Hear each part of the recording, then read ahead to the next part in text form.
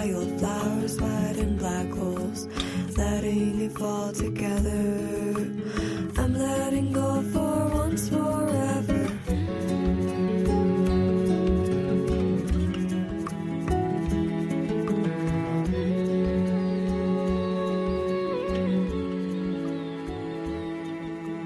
Following this map under father sky is open heart. Golden hair is spun into the lightning whisper to the stars. I turn my eyes into windows to wildflowers, light and black holes. The light meeting in my middle, between two worlds, the pattern move. A pattern grows into a map. How many times I take this path, woven with the vine, walking the red road alive. Jackie, I be the Maya. Jackie, I be the Maya. Jackie, I be the Maya.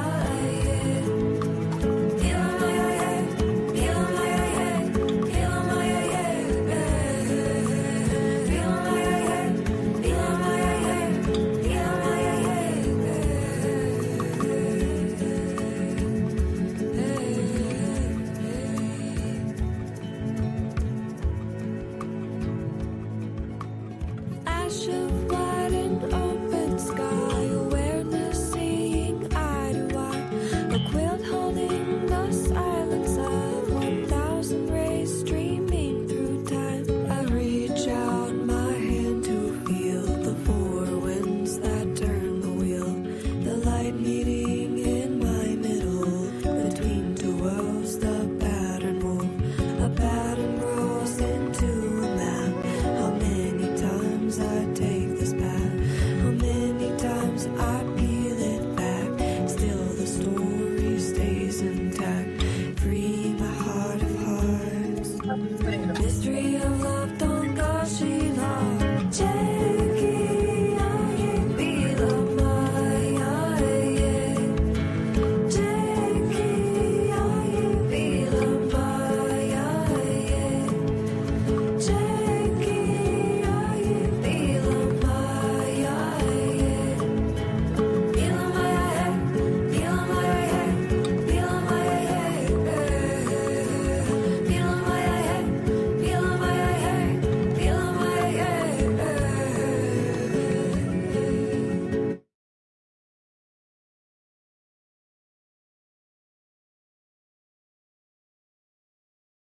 Okay, okay. Can we get a mic check? Are we good in here? Everybody in the panel? Microphone check. 1, 2, check. Yes, sir. Yep, I hear everybody. Okay. Oh no. Oh Lord. We having an issue. Yes, I hear you. I added the file under the V account, so it's you can present the one called it starts with the presentation. So where the Fēng Tū are we first?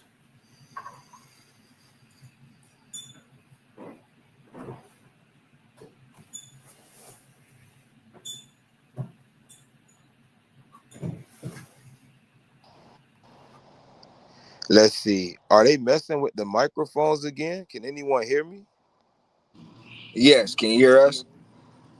Yes. Uh-oh, they're doing it again. So I'm just gonna fall back because they're messing up the stream from my side. I know everyone can hear each other, but I can't hear you all. So Mr. Vince, you can go ahead and take over. I'm about to add the screen up for you. Okay. Because everyone can hear all of us, but for some reason I can't hear you all. I can't even put okay in the chat. So, oh yeah, I can in the back on the back end. There we go. Okay. So thanks again for Laurie and Mark to be here to talk with us about this presentation. And this is a great opportunity to hear about the voyage from 1434 to North America. And we're very, very thankful for Laurie and Mark to be here. So with that, I'll turn it over to Laurie if she can start talking with us about the presentation. We really appreciate it.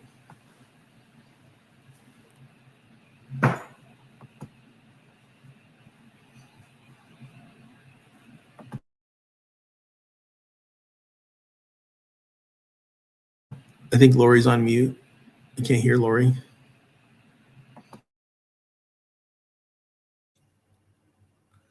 Okay. There you go. I should be unmuted now. Okay. Okay. So this presentation is about, as it says, the physical evidence that we found about the true final destination of the last voyage of the man behind the legends of Sinbad.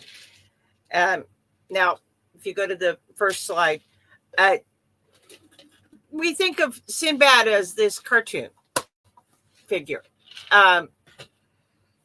But it was actually about the exploits of a real man known as the San Bao Taijian, a eunuch, an admiral, an explorer from the Ming Dynasty. As this illustration shows him, Zheng He. And like that figure in the myths, he led a fleet, not just a ship, but a vast fleet, hundreds of ships, all sizes, from small coastal craft to the baochuans, the treasure ships that were 9 masts, twice the length of a soccer field, and unbelievably huge, rivaling things that would not happen in be created in shipyards for hundreds of years into the future from this time. But he did this thing. Let me see. I'm trying to get back to my. Okay, she's lost her present. Here we go. Okay. It bounces back and forth on me. We're all having technical issues today. Annoying, but we will survive. Here we go. Okay. Now, the final fate of the treasure fleet was intentionally and unintentionally was that it was destroyed. Some of it was destroyed by an impact of half of a twin comet off the southern tip of the New Zealand island chain that you can see today as the Mahuika impactor crater that destroyed by tsunami and flash burn 80% of all of the Chinese fleet within the Pacific, and caused the Aboriginal peoples of Australia to say, don't build within 20 miles of this particular shore. Because if you look at those 20 miles, you'll find debris from the vast tsunami at that time, that far inland. Destroyed every tree on the islands of New Zealand at that time and just made a mess. But the thing is, next slide, how far did that fleet go other than just there? As it says on this marker stele near the Nanjing boatyards at the Temple of the Heavenly Queen, also known as Kuan Yin, the goddess of mercy and sailors, that they got as far as Fēng Tu. So where is Fēng Tu? What is Fēng Tu? Fēng Tu was a name that they gave to two places, actually, Fēng Du, Fēng Du La. Fēng Du La was a place that on maps that we see now was more in the area of the Yucatan, but Fēng Du was north. And as you go north, you find interesting things. And let's see here. Now, we know that this material from a book called An Account of the Western World Voyages of the San Bao Eunuch, written by Luo Mao Deng in about 1585, which puts it at 150 years, more or less, after the end recorded of the voyages, an end with which they destroyed even every ship that was capable of making such a voyage again, including ships that were not yet launched. And, the question is, not why the account was so bizarre, why the timing was 150 years, but,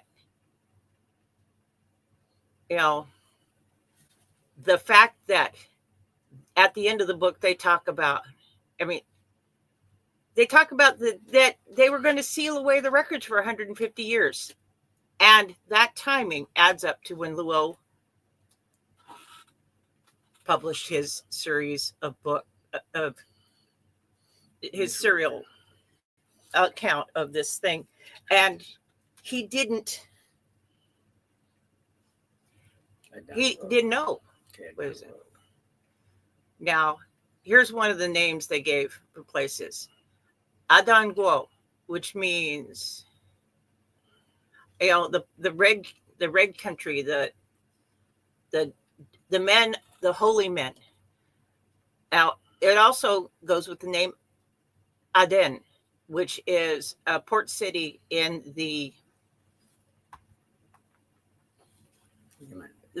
in Yemen, on the Saudi Arabian Peninsula. This is interesting because while some people say, oh, Zheng He died at sea off Calicut, this was also said that he went to Aden on his way to Hajj. And if he went to Hajj, that's after the recorded dates of his alleged death. Oh, my speaker's being weird. Now, as I said, this is a country the southern country of holy men, the men in red robes, the hot Arab country, place that gave birth to faith. These all referred to Islam because this is the path to Mecca and Medina. As I said, he was said to have gone on Hajj. He went here as part of his trip as a faithful and practicing Muslim. So we also know that he went to a place called Po within this. And there was a man described who had bizarre clothing, a hat like a rooster's coxcomb, golden robes, and all this. This fit the descriptions of the robes of a Doge of Venice. Now, the Chinese would have believed that this was the center of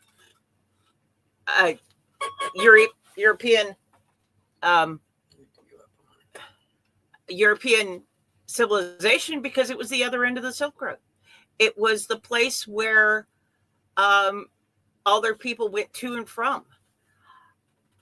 They didn't know the people in this region would have very different opinions on that. Now, as we said, they called it Po. And if you look in this area, this is the Po Valley, the Po River, and all this. This was where they were. And they talk about it was a city that you could walk to the city from much farther out at low tide. You had to walk across salt flats, to get into the city. At high tide, you could have sailed in, but at low tide, you had to walk. I have talked to people who've been to Venice. That's it exactly. And another one. They also talked about the gift of a fabulous book that was, covered with glorious detailing, illuminated pages, and so on. They also quoted a line out of the book that the word of the Lord God does not return to him void, which is kind of a exact quote out of the book of Isaiah. So we know that they were definitely somewhere in the Christian world. And this was given to them by someone who interrupted their meeting with the man in the golden robes and said, "You're in the wrong place. You're not at the center of civilization. You have to come with me." And he confiscated them, the diplomatic party, the gifts, and so forth, and took them to another place where the Chinese sneerily described a local religious patriarch who was carried around in a sedan chair. And it really covers the descriptions of the Pope at the time. Now, I always say that Mark and I are dragon hunters because the Ming Dynasty had the flag, the dragon flag, that was their emblem, the emblem of their emperor, and so on. You can go on. And they talked about going to a place where dragons were also important to them. And this is a picture of Kukulkan, the Mayan god. They, in the next pages of Luo, they would describe a city under a Mayan type governmental and religious framework, a place of dragons, a place where people were gathered and brought to feed the gods. Well, 25% of all bone trash at Cahokia is human, with signs of ritual cannibalism. And I think feeding the gods wasn't serving them. I think it was being served to them. And, you know, they talk about that these were the Yagwari people and all of the ritual and so on. And that when they got to that city, after they had gone into a bay where they saw what it can only be described as narwhals, went up a great river that was bisected by the god of mists and thunders with two wings. Crazy thing is, that's a good description of the Canadian American Falls of Niagara Falls and the St. Lawrence. Later, a stele would be found that matched the description of what they said they left behind. And it would be taken to Paris and eventually be last seen disappearing in the hands of Nazi invaders collecting booty to take home with them. And as it's Al, when the lead scout came in, he found a city of this sort where men in great headdresses, massive belts like wrestlers and so forth, were dealing with prisoners being brought in. A group of prisoners we meet the survivor of, who came in 11 years before from a raid on a camp on the easternmost coast of this continent, brought into, as I said, serve the gods in this place of great headdresses and great ritual. A city of, Fēng Tu means the city of rules and rituals. And every description fits a Mayan daughter culture. Okay, we can go on. And, you really, thinking about this, we really need to look a lot closer at the comparisons, the alignments and so forth of how Cahokia was set up, how the Mayan mother cities were set up. Recent finds on my part show that the Mayans had their cities aligned with the constellation of Orion. Their sacred precincts were shaped like that. And at the winter solstice, that constellation would have been directly overhead. And I said, well, then what does that mean for Cahokia? And recently I found it. Cahokia, what the connection? Cahokia was under a constellation shape not unlike that of Orion, but in the what we now consider the constellations of Ophiuchus and Serpens Cauda and Caput, which makes a shape that the Chinese would call the heavenly market enclosure. And next to it is a circle in the same location as we now find the remains of Woodhenge. We really, really need to look at the oral histories of the people that came out of this area, such as the Osage, the Catawba, and so forth, of those who went east, Osage going west, and look for those connections between America and North America and Mesoamerica, because in the book it refers to that they had come to that area in what, according to modern calculations, would have been the year 865, a year at which we know dozens of Mayan mother cities, strangely emptied and silent, as if people simply dropped what they were doing and walked away, with no matching rise in population elsewhere, but a sudden upswing in mound building and sophistication of the civilizations in Mississippian cities like Cahokia and etc. Now, we'll get back to the Sanbao Taijian as you see those first four characters on the left-hand corner.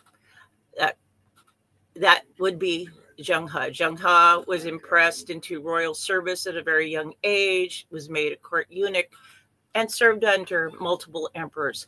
This seventh voyage of a set of voyages that started in 1405 was under a mandate, and the mandate was map the entire world, bringing back tribute and diplomatic connections to lay at the feet of their emperor, who at that time was Zhuangdi.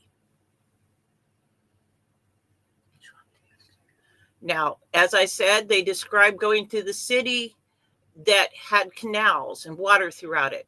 This is a picture of the Kasfakari, the Palace of the Doge. They describe the splendor of this place. And to this day, you can walk into the audience chamber of the Doge and look up and see a map. Big problem. The map predates the Columbian, old Christopher's sets of voyages. This would have been made, at the behest of the Doge from maps his visitors had brought him in the 1430s.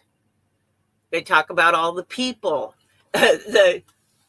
because they arrived at the time of year that would have been Carnival. The Chinese make the rather amusing comment of, do your people riot all the time?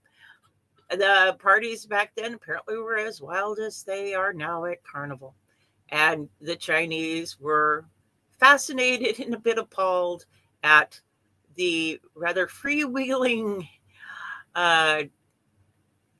prostitution and etc. that were going on in the city that they found. So we can go on from here.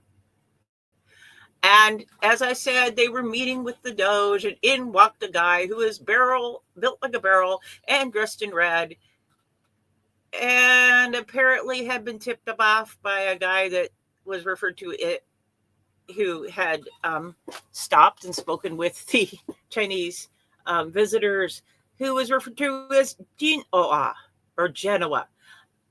He was referred to by the name of the city that was a massive trading rival with Venice. Their number one rival. They would not have wanted to see Venice get all these maps and therefore have a huge head start on everyone with international trading. And like I said, what was it, Ashkenazi Jew? Columbus was found out to be an Ashkenazi Jew in recent genetic studies. And he bought himself an acceptable pedigree, in a part, as we can see now, is that thanks to the guy from Genoa who tipped off the papal legate and ripped off the Doge and gave Genoa a chance to be tactically and trade and commercially a rival that had a chance against its sometimes warring neighbor, Venice. But this man said, you are not at the center. And like I said, he gave them the fancy book that he quoted from that was definitely and clearly, and I've had this verified, a quote from Isaiah. And he said, you're not at the center of this civilization. You must come with me. And he took them to a city that was full of ruins. The Chinese were a little kind of about that, because the Chinese would have reused that stone a long time ago and let us, instead of letting things like the Colosseum just sit there and molder. So we can move on. Now, generation or so later, I guess the next pass of a comet, Paolo Toscanelli talked about a comet that went through, and there was a sudden upswing in sophistication and astronomical observation at this time as well, as if someone had taught them more.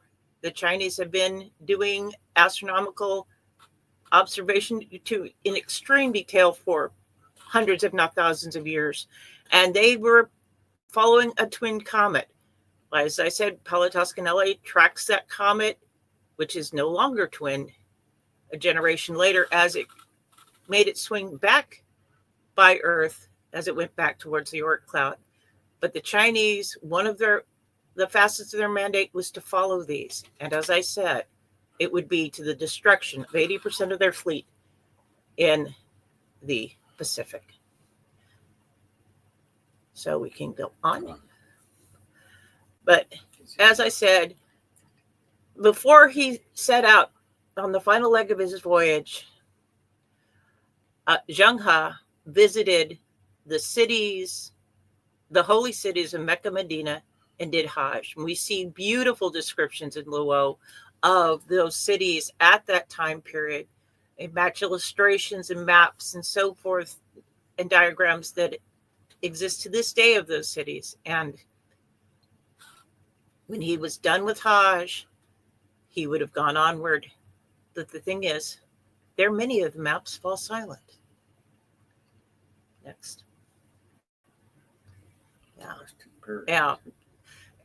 This was, when he was in Mecca, it was referred to as the Western Paradise Country, because it was, if you wanted to go to paradise when you died, you went there.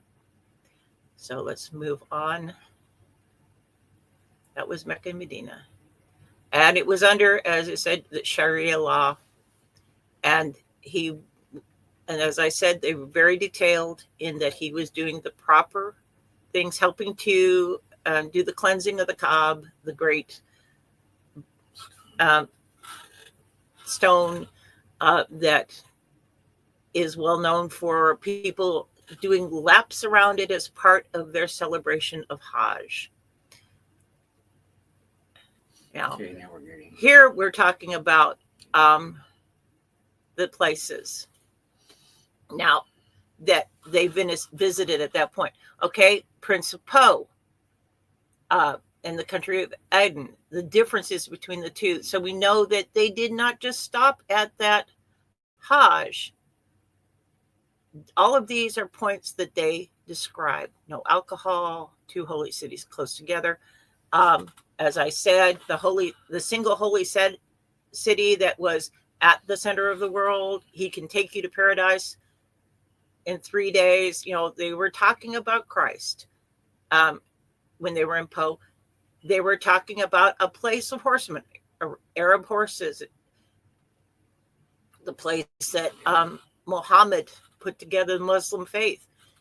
And the rivalry between the two is very clear in the descriptions. Okay, and now there was some confusion in Po about the Queen of Heaven, because they were the Chinese had Kuan Yin, Queen of Heaven. The Italians had Mary, Queen of Heaven. And it made it very, very confusing. And there is some real humor in those sections talking about the banquet with the Doge and then the later contacts with what we know as the Pope. They also, when they were in Aden, they described the dimensions of an enshrouded sacred cube. You can see that at the middle of the Kaab. The fact that they washed the inlaid marble with ambergris and rose water, and that anyone who helped in this cleansing would have been given a piece of the old shrouding, because they replaced it every Hajj. Okay. So now we would in 2005, when we were given the great privilege of attending the 500th anniversary of the first sailing of the fleet, we were allowed to visit the Zheng family compound outside in Nanjing. Well, they opened the tomb during the Cultural Revolution. And the craziest is, though he was said to have died, all they found was a pair of his shoes and a lock of his hair. And it was a cenotaph versus a actual tomb. It was still honored, but it was all they had to honor was relics, not the man. The man was not there. Again, there was no sign of what really happened. But we would find that out. As I said, we looked at, give me a second here. I'm going to dig something up. A translation for this phrase, if I can.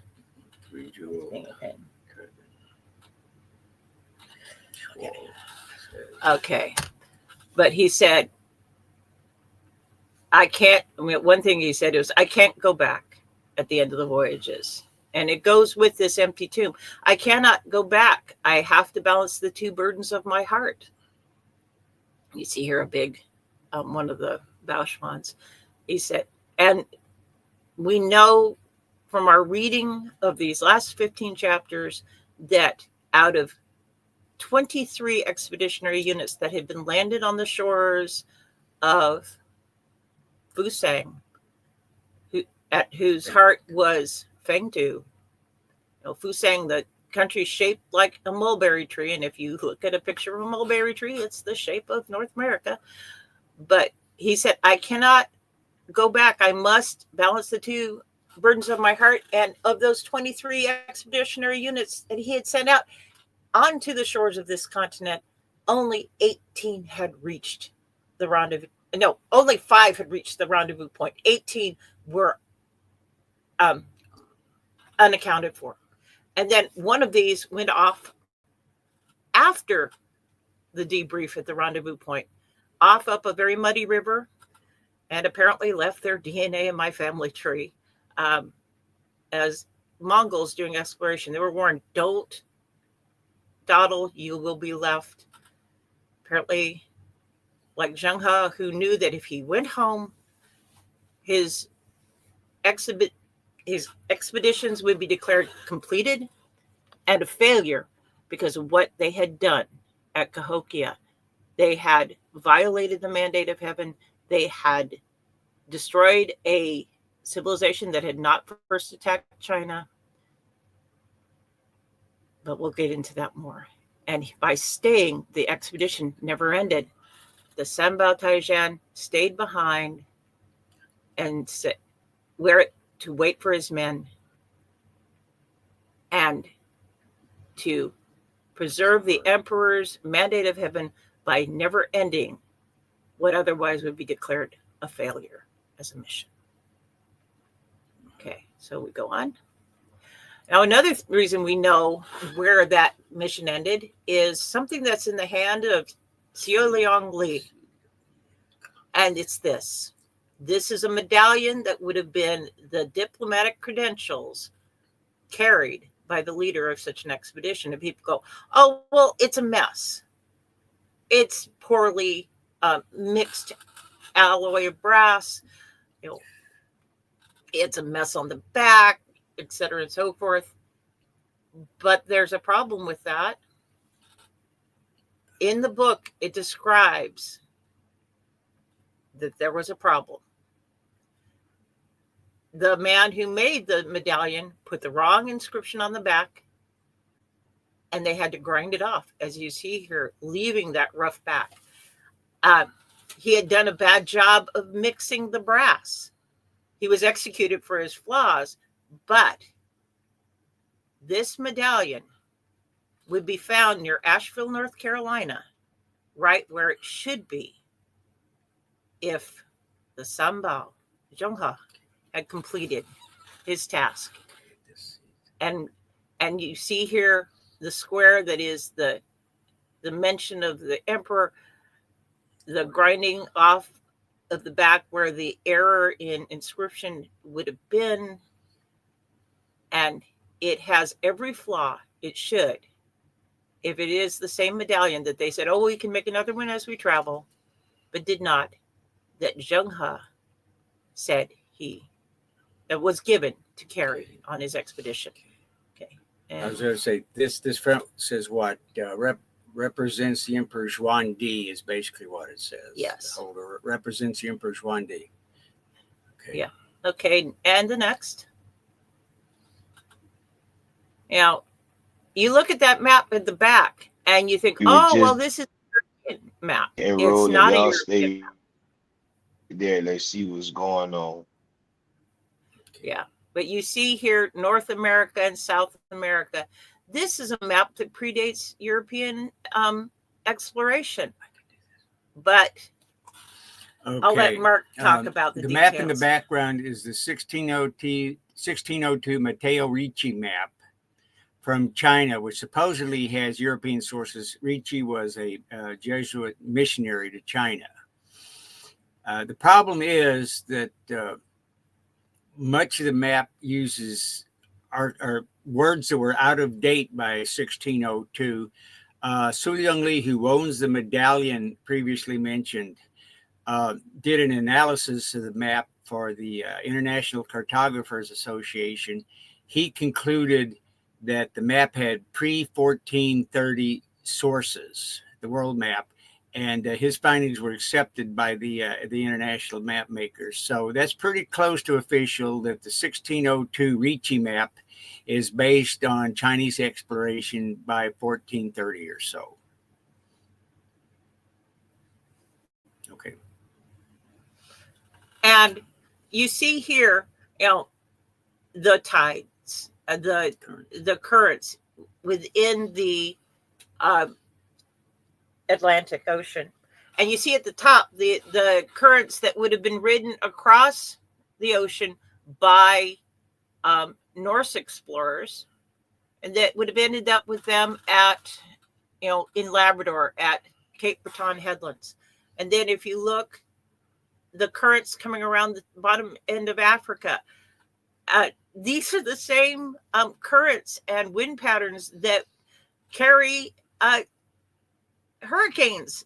So you could have broken off all your masts and simply being driven by currents and wind with no effort at all, and ended up at the same place. The low point between the northern going south and the south going north currents is Cape Breton Headlands.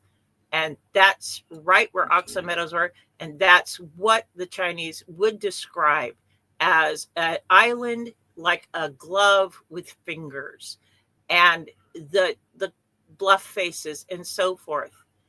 And that you went into that gulf behind it, up a river, past the god of mists and thunders with two wings, and then to, as you see, 5 interconnected freshwater seas, the Great Lakes. This would have taken them to great rivers like the Ohio, which would have taken them south directly to the Mississippi and to Cahokia, the center. Yeah, Mark has corrected me. The Illinois. The route, and it was used later by the French from Lake Michigan or the Chicago area. That was the Illinois River. You could get places with the Ohio, but in this case, you would have taken the Illinois River and right on down the Illinois River in a couple of days, you would have been to Cahokia at the junction of the Mississippi, the Missouri, and the Illinois rivers. Barely any effort. This area would be later described as the empty quarter for 200 years, a place where there were areas in which if you touched the ground with a spade or a plow, you could not help but turn up human bone. Signs of what caused the failure of the expeditions, the bad choices. But we'll get to that. So we can go on. Okay, as I said, this is talking about that about getting there. Let's go on. Okay, as I said, they describe the headlands, the yellowish cliffs, the rocky area, that it was extremely cold and snowy when they arrived there, in what would have been June, and that's Canada for you. Let's go on. And there was a strange ghost-like fish with an extremely long knife-like tooth sticking out of the front of its face. And I think you can see exactly what they were describing here. The ghost-like fish was definitely a narwhal. And as we've seen in recent history, and throughout recorded history in this region, a man falls overboard and the narwhal saved him. And narwhals are very friendly cetaceans, and they are well known for rescuing people who are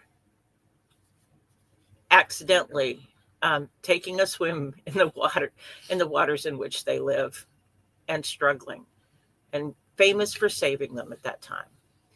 Now, as I said before, they came up the river and they saw the god of mists and thunders with two wings. Well, if you look at the two sides of the Niagara Falls, you have the American and the Canadian Falls. You have extremely thunderous noise. You have mists. You have that god of mists and thunders. And the island that divides those two falls is the god's body in between the two. So we go on from there. And as we said, they come up the rivers to those interconnected freshwater seas. And then from there, they could come down the river after they reached a place where we would now say is Chicago. And they came to a city with a mountain with only one way up or down. That was man-made. They spoke of the courts. They spoke of everything in that layout as what we know now as the remaining mounds at the heart of Cahokia. We can go on. And they also talked about a very interesting thing that the locals did. They had fat little snakes, that were very chubby and buzzed like bees. We know the snake cult was quite active at Cahokia. And they speak of men in heavy leather protective gear, taking care of the snakes in what we know to this day as remains we have seen of snake pits that were part of that culture. And if you can see what's behind this image, there is a picture of a pair of snakes in local artwork that I copied in an image there, but you can't quite see it. So let's go on. Now, Luo was ridiculously detailed. The Chinese were OCD about taking records down of what they saw. If you read through this list, you'll see all of these things that are described as part of Fēng Tū. I'll let Mark read this. Okay, she needs a break. She's tired. Okay, social customs and moral codes included. Specific details on how to make pemmican and hominy, which is fascinating in a Chinese book. Okay, the local population played and gambled on a game identical to what is called chunky. Great plazas of Mississippian cities had market stalls with woven reed mats and awnings. Okay, some officials, such as ambassadors, carried a shark-toothed blade as a badge of office. A makawaddle. Women and men legal issues were adjudicated by a separate court system. Separate court systems. Details of systems of taxation, matrilineal inheritance, and the distribution of food are mentioned. Men and women referred to as tied together in marriage. Women served as clan chiefs. Public drunkenness was a punishable crime. The consumption of alcoholic beverages was limited to the elderly and those who had done military service. Taking captives in raids to the east for the dual purpose of collecting slaves and human sacrifices. Killing enemies in battle rather than taking them captive was considered highly detestable. Warfare and training for it were highly ritualized. Severed hands and heads on public display matched graves of men buried without them. Okay, the preserved bodies, or sometimes only the heads of dead relatives, are consulted for decisions and brought out for and included in special holiday celebrations. public service as punishment for social crimes like laziness and filial impiety. If you dissed mom and dad, you got in trouble.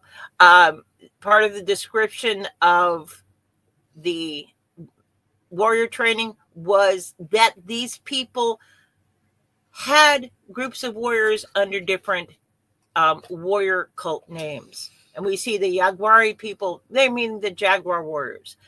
We know that pre-Columbian Jaguars were much more extensive in their territories, moving all the way up into what we call now North America. And if you look at statues of Mayan and Aztecs, you see the very heavy belts, you see the very large and elaborate headdresses, and the fish scale breastplates lasted into Native American times. And they talk about them wearing around in their underwear, meaning loincloths as well. All of this is what we know is Mayan.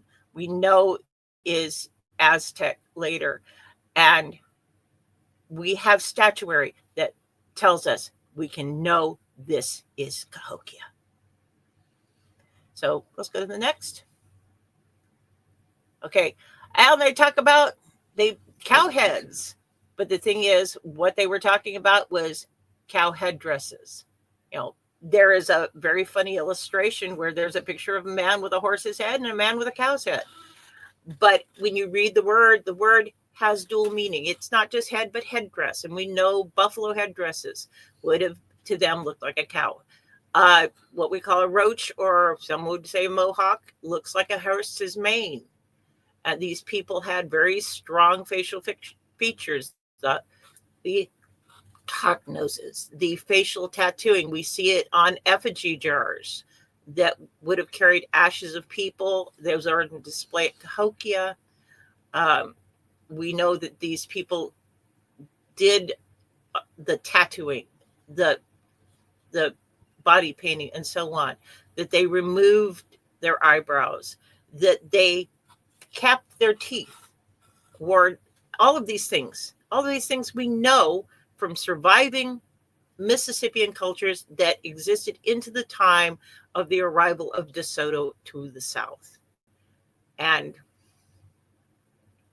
all of this is dead on.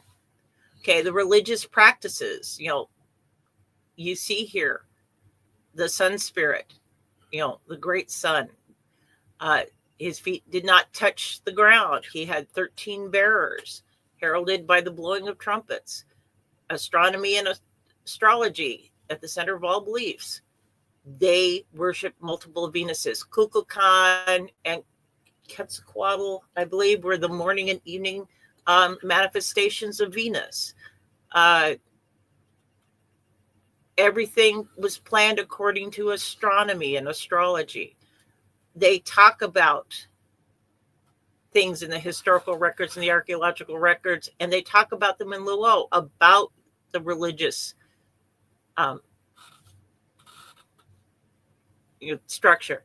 They talk about the water lilies and the sacredness of the flower, the drug use to commune with the gods, the snake cult, the temple prostitution. Some of the women who come to Cahokia on the court day when the Chinese delegation arrived were complaining about mistreatment by Chinese explorers and so on.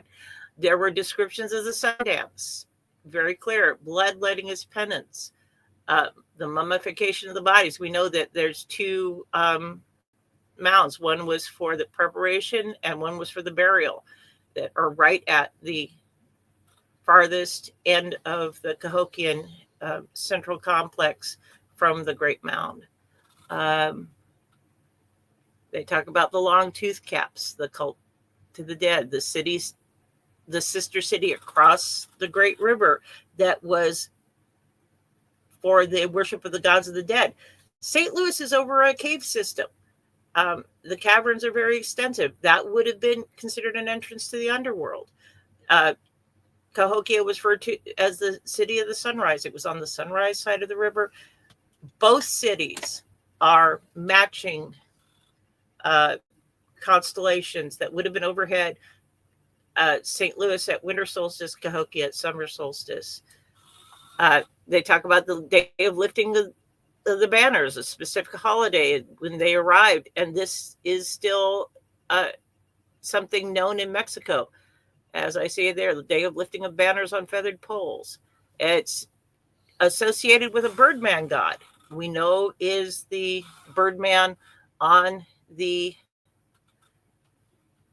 birdman stone that is displayed prominently at Cahokia. This would have been Huachtopachtli, hummingbird to the left, and they would have they said that they followed him north.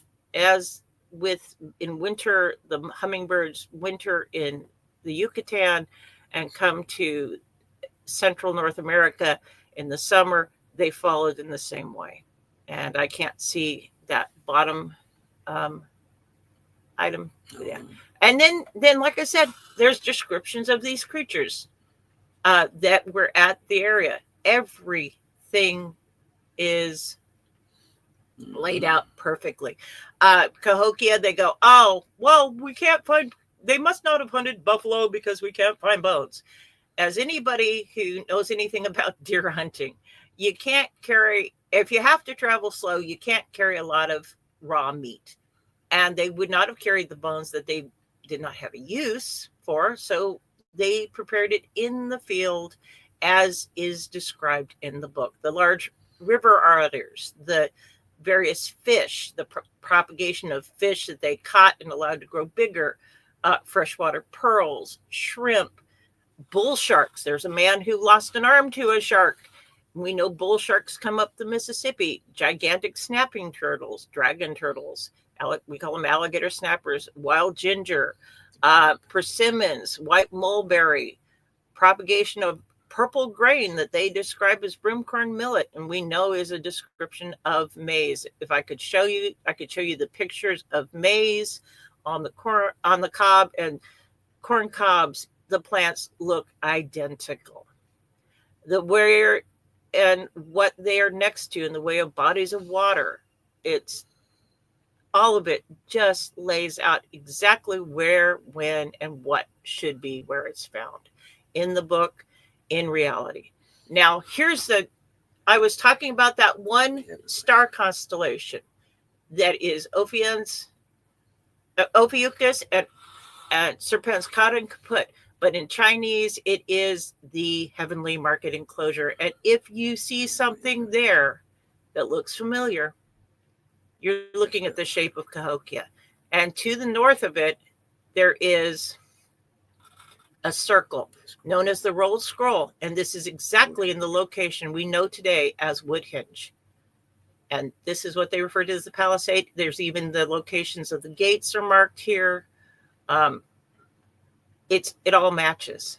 And the major locations within the area, you see locations of mounds within the enclosure. Everything was astronomy. It's there. You know, if nothing else, how did they know that? Again, here it is. This is where everything is. And they talk about those two mounds at the front gate, at the very front tip. Like I said, the one where the bodies were prepared and those that could not be kept were burned to ash. Zhangjian is the place where the astronomers were. There's one way up north next to the thing. They said that was where the people who served the great sun lived. You look over Dijuo, which is Alpha 1, Alpha 2 Hercules, and then 95 and 102 Hercules. This is the warrior twins. This was always a facet of sacred precinct. There would be a place where the two gods shared one mound. You look up there, Guangzhou, which is the rolled scroll. That's right where right where Woodhenge is supposed to be. And like I said, you had the poles at the center where they did what amounts to the Sundance. You have the ball court to the one side. You see it just past. It looks kind of like a spoon over there by just past the words Tianxi.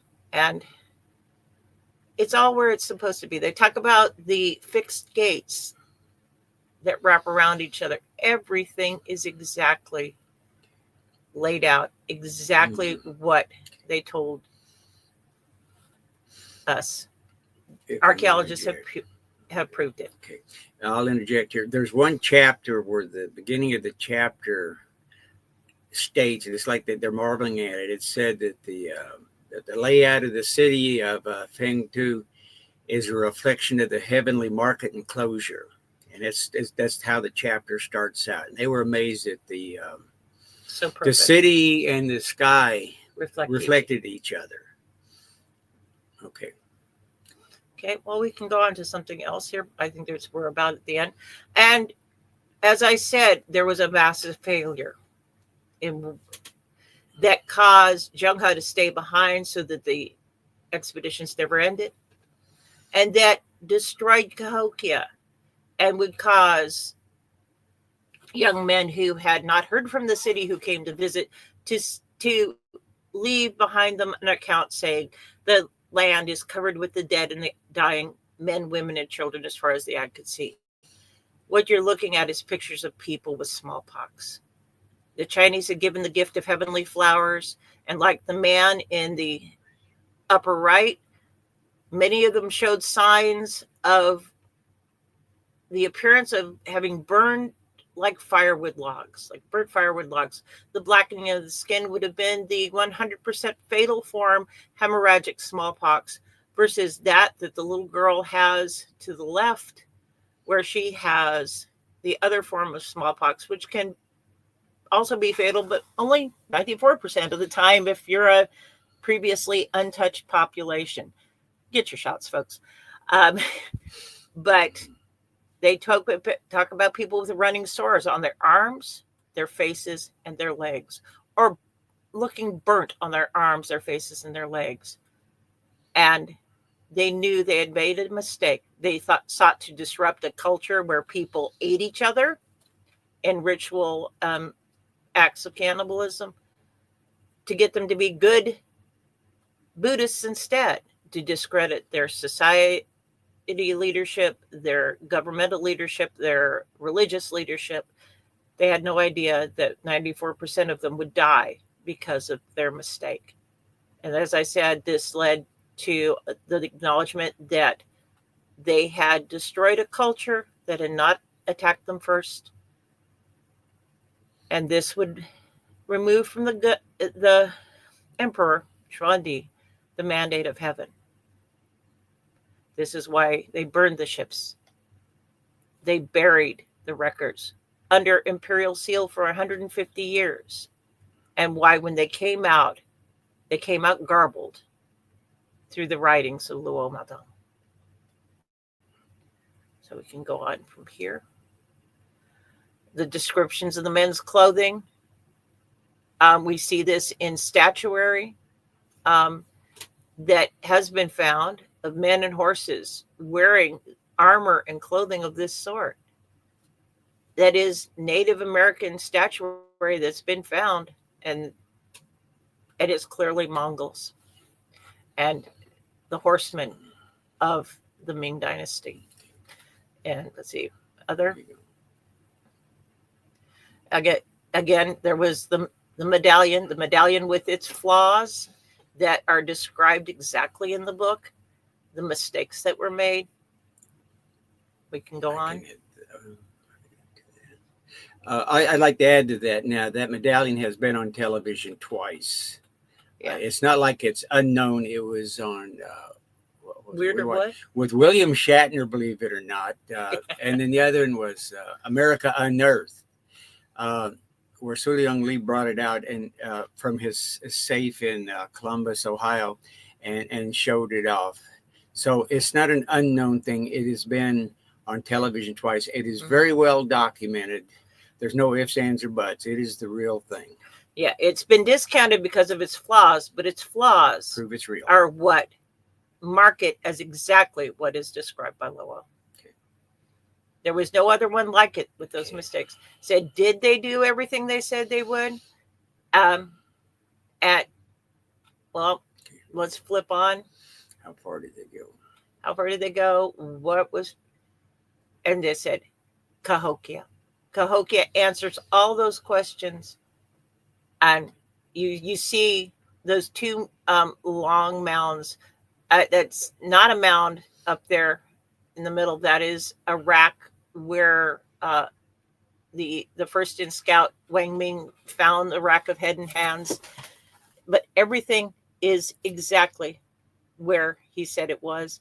You can go to Cahokia today and see these things, though they will tell you they have no idea what they mean. But this is what Luo describes to the foot, to the inch. So that's it.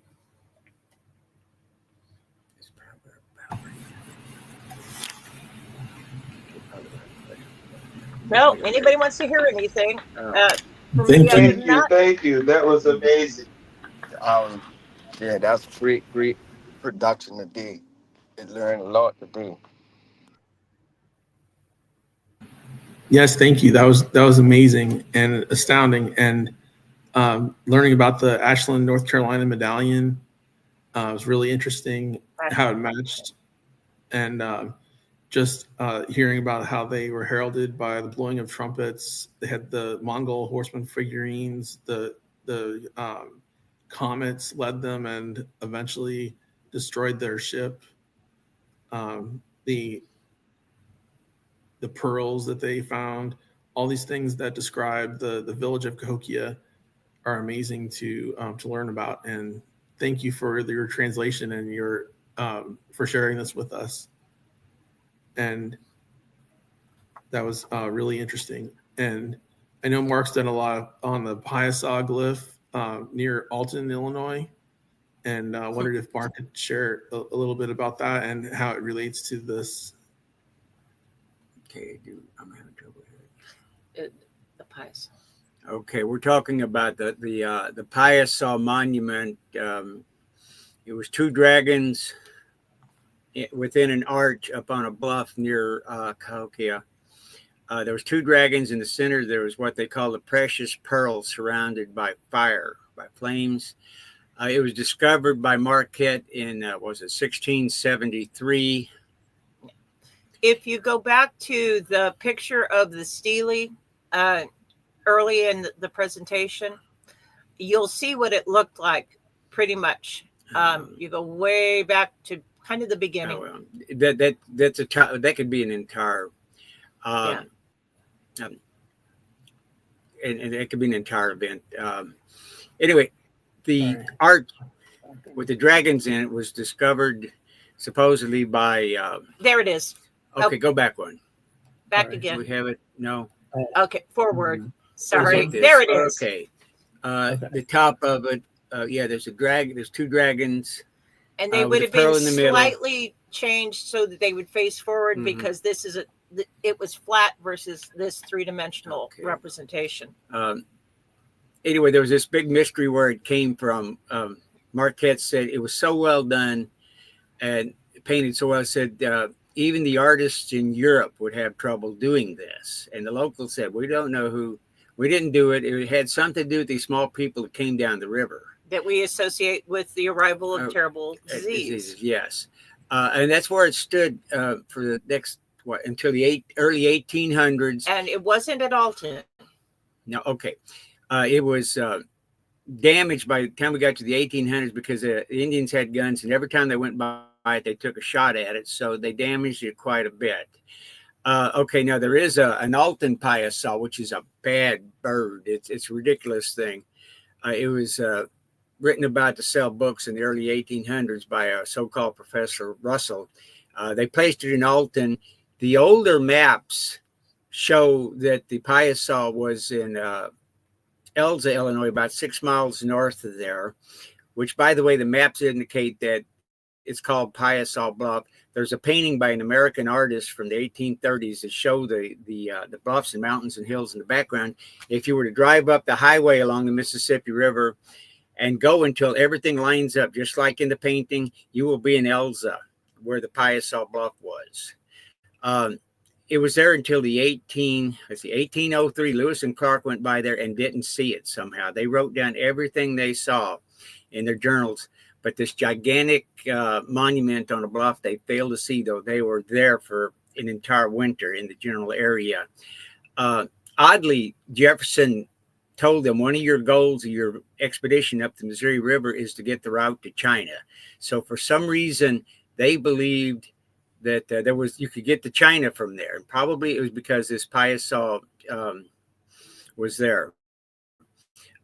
In the and that's where it stood. It was damaged, and there was these crazy stories about it up into the 1850s. And in the 1850s, there was a U.S. senator named James Semple, and he purchased the land around the Piasol, and he started building a village, a subdivision, basically. And the deal was, I will give you a free building lot if you knock down the bluff where this monument is, and you can build your house with the limestone that you removed from there. All you got to do is just knock it down. I give you free land. After a while, the Piasol was gone, and then he started selling land. You couldn't get it free anymore, but you had to buy it. But the Piasol was gone by then. Now, it turns out that James Semple was a strong proponent of manifest destiny, that the U.S. had the right to take everything all the way to the coast up into Canada. He was willing to go to war with the British to take Canada even before they worked that out. But a very strong proponent of manifest destiny. So it's almost certain that he's the one who destroyed the Piasol, turned it into building stone, and erased somebody else's claim to the western part of the United States. So it was very convenient. And after that, it seemed like people just forgot where it was. Of course, there was a propaganda campaign to make sure that everybody knew the Piasol was actually a bird that ate people, and it lived in Alton, not Elza to the north. That's the way it stood until there was two men who researched it, one in the 1880s, one I believe in the 1920s or 30s. They were both local bankers that had some time on their hand. They both concluded that the original Piasol was Chinese. So they were at odds with what the popular story was. The sun. Okay.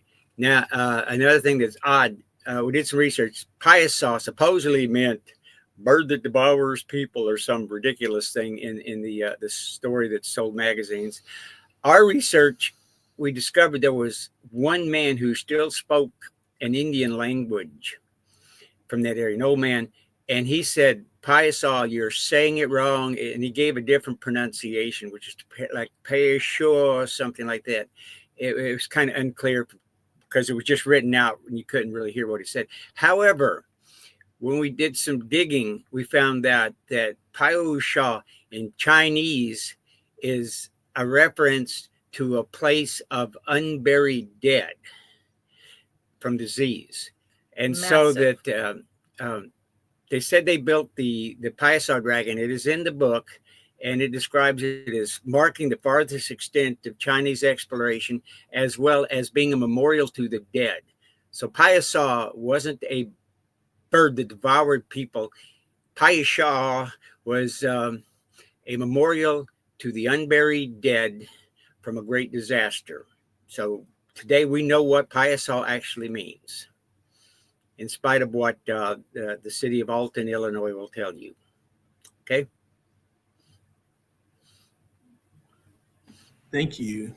Mm-hmm. That's very interesting. Oh, can you all hear me? I know we were having issues last time. We can hear you, but it's dim. It's weak. Perfect. So I can turn my camera back on also. So I personally want to thank you both, Miss Laurie and Mr. Mark, for your presentation today. My question about the voyage, what time period are we dealing with again?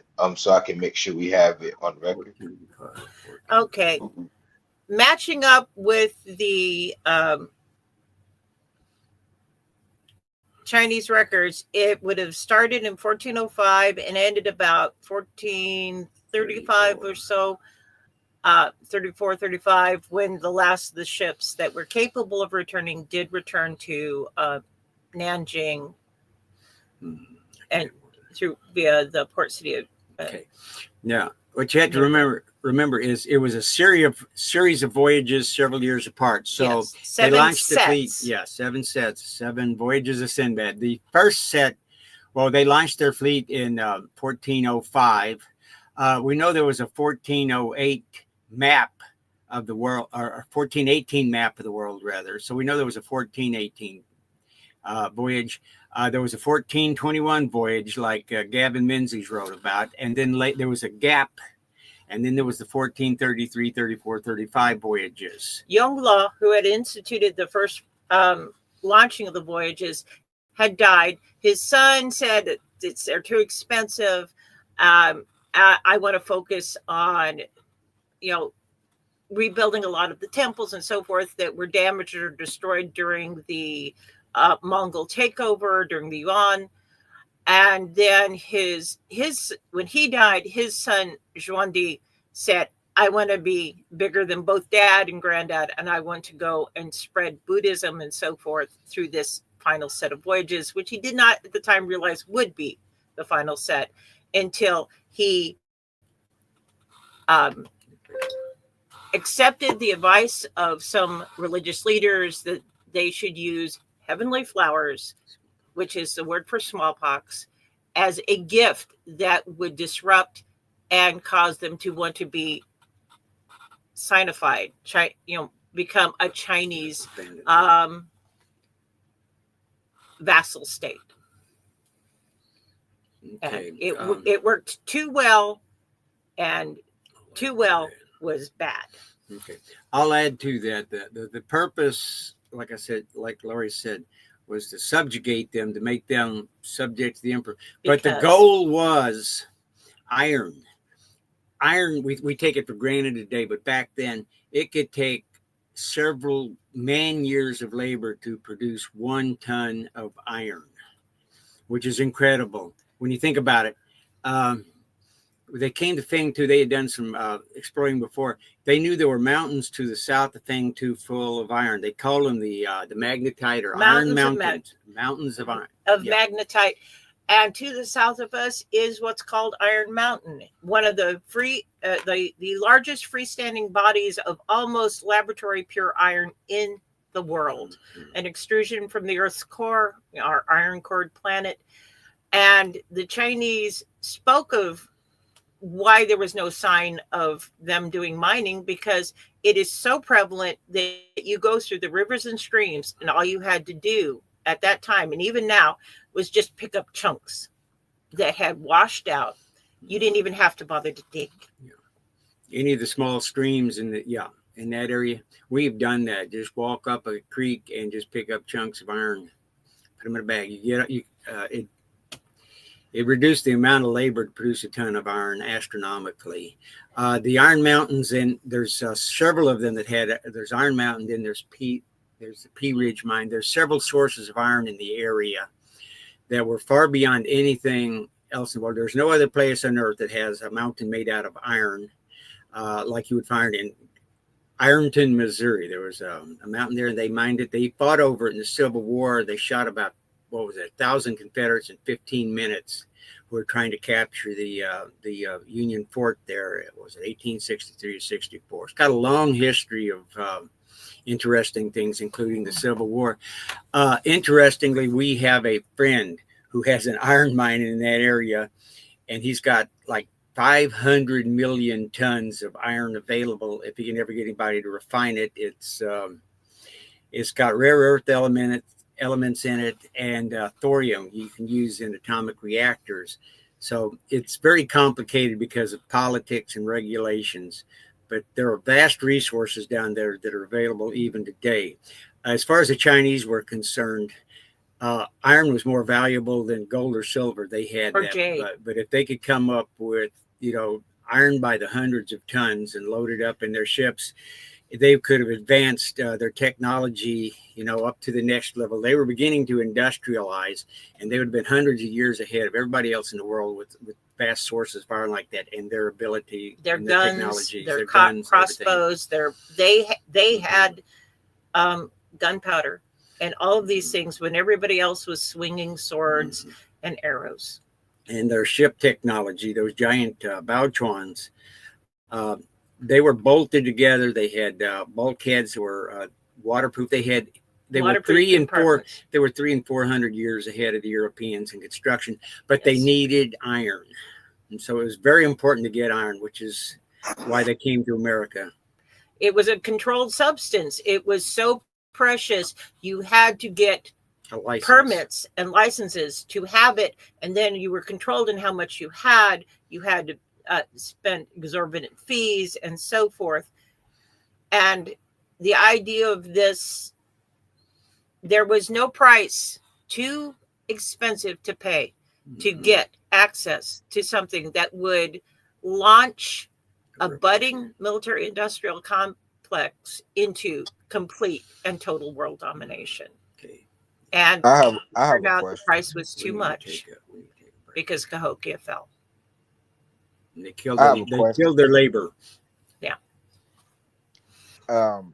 So I just looked up the Pasa bird that y'all were talking about just a while ago. That has a reference to the smallpox that came into Cahokia. Now, after looking up that bird and seeing a painted relic of the bird, I just went on ahead, and this may be far-fetched, but the bird looks like the great horned owl. Well, we see pictures of this same mess on patent medicine bottles. The man who wrote the story for a magazine to make it as an allegory for Christ laying down his life, Ottawaga, who did not exist, his son said Dad made it all up. And if you look at Henry Lewis's lithograph of the Piasa, you look at the details in the background, you look at Caspar Wilde's sketch of the Piasa, and if you simply trace around the edges, you start finding it fits with the Chinese monument to the last set of voyages. That capstone, it matches it. I mean, I went through bit by bit, taking Lewis's, taking Wilde, and putting them in there, and taking the elements that remained, the human face down to one side in the Henry Lewis lithograph, the visual twisting, coiling around each other that you can barely see at the top. The fact that the horns of this alleged creature in the Lewis lithograph wrap around just the same as the precious pearl in the Chinese emblem. And if you look very, very, very close at the front 2 feet in the Lewis lithograph, you see that they are not feet. But if you look in the photograph I have here and the Lewis lithograph, you'll see that the upper 2 left-hand characters, well, actually the 2 middle characters, match the shape of the feet of the Piasa bird in the Lewis lithograph. They aren't feet, they're Chinese characters. And that somebody had just kind of put together the pieces and tried to make something that they could be comfortable with. There was a red circle down to one side that's referred to in the book as a symbol of sincerity and the man and the burial place of the man who designed this monument. stonemason by the name of Luke. All those details are there. If you ignore the easy and look and see the difficult. If you look closer, look past what people said and see more. This is my original notes. I kept trying to pull them up and I wasn't having much luck with that this morning. But yeah, if you want to post these alongside the pictures as available for people to look at later, that's perfectly fine. It explains all the things that I said and didn't explain of Chinese text that I had there. And it covers it. It covers it up very, very simply and clearly. Again, like I said, this is my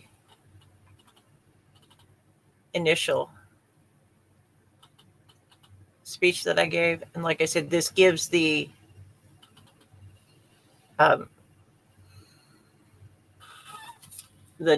descriptions and so forth that I was showing.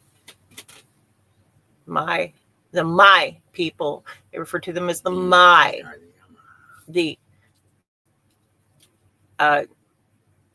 dangerous my people.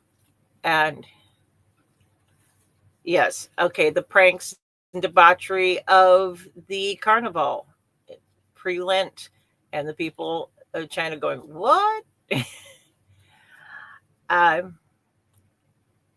Okay, and here again is this the doubled comet Toscanelli's in the 1430s, the first pass. Is this the great nation, which also known as heaven? Speaking of Mecca and Medina. The differences between Aden and Po, which are both referred to.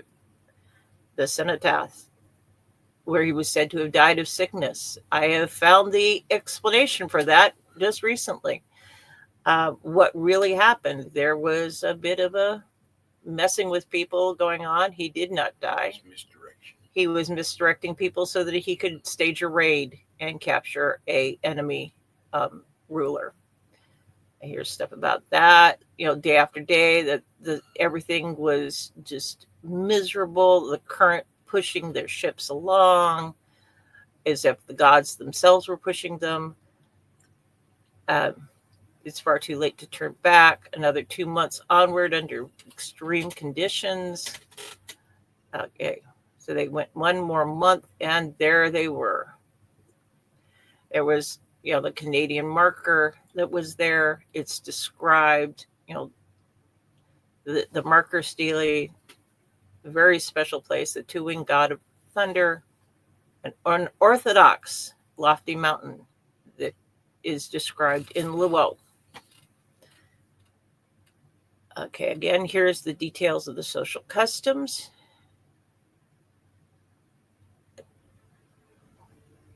And the practices.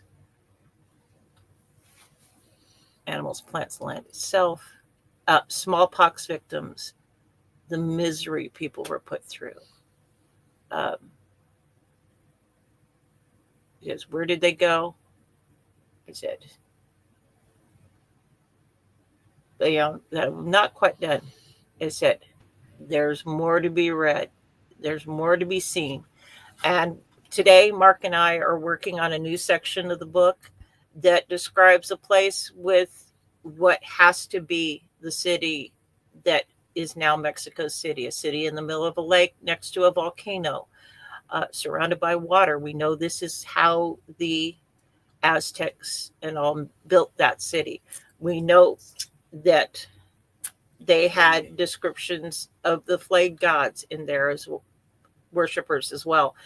It's going to be interesting when I get that out because they had quite a time in Mexico, and we believe that there's also descriptions of visits to the Inca in the south. It will be interesting to see what a non Jesuit dealing with those hideous heathens perspective gives on those two cultures. But we'll see. We're still working on that, and we're getting close to at least getting one of the central chapters done. And we'll let you know.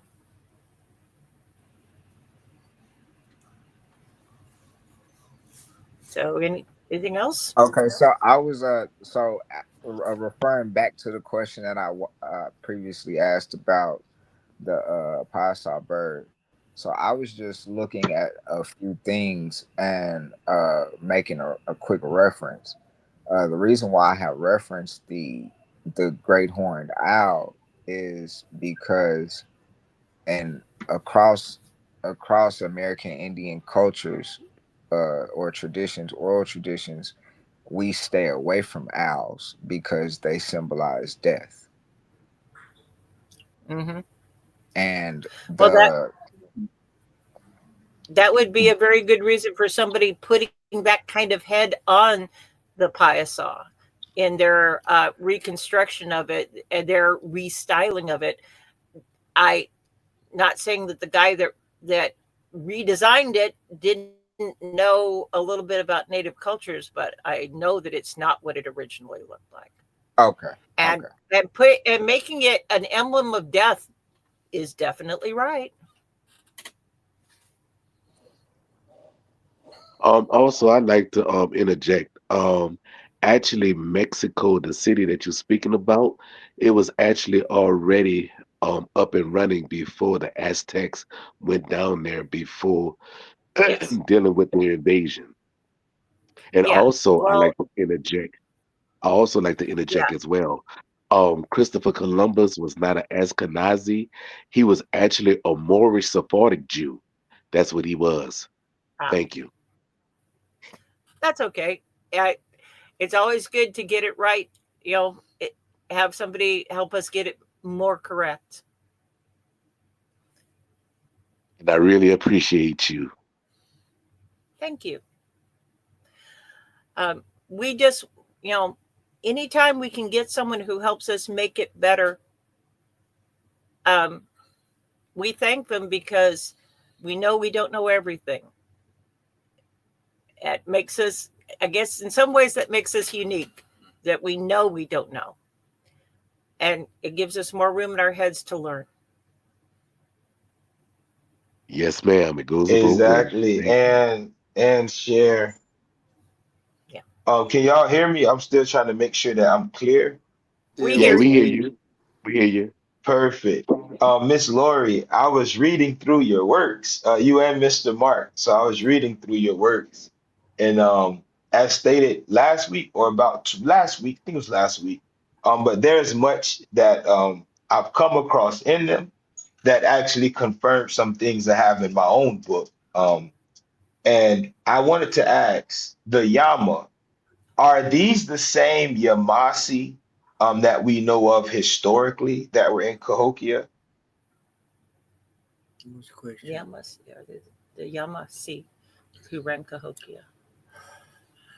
I'd say probably the problem is so many of these names of tribes and groups sounds the same, but they get garbled over time, and it's really hard to tell who's what. But there's a lot so it sounds the same.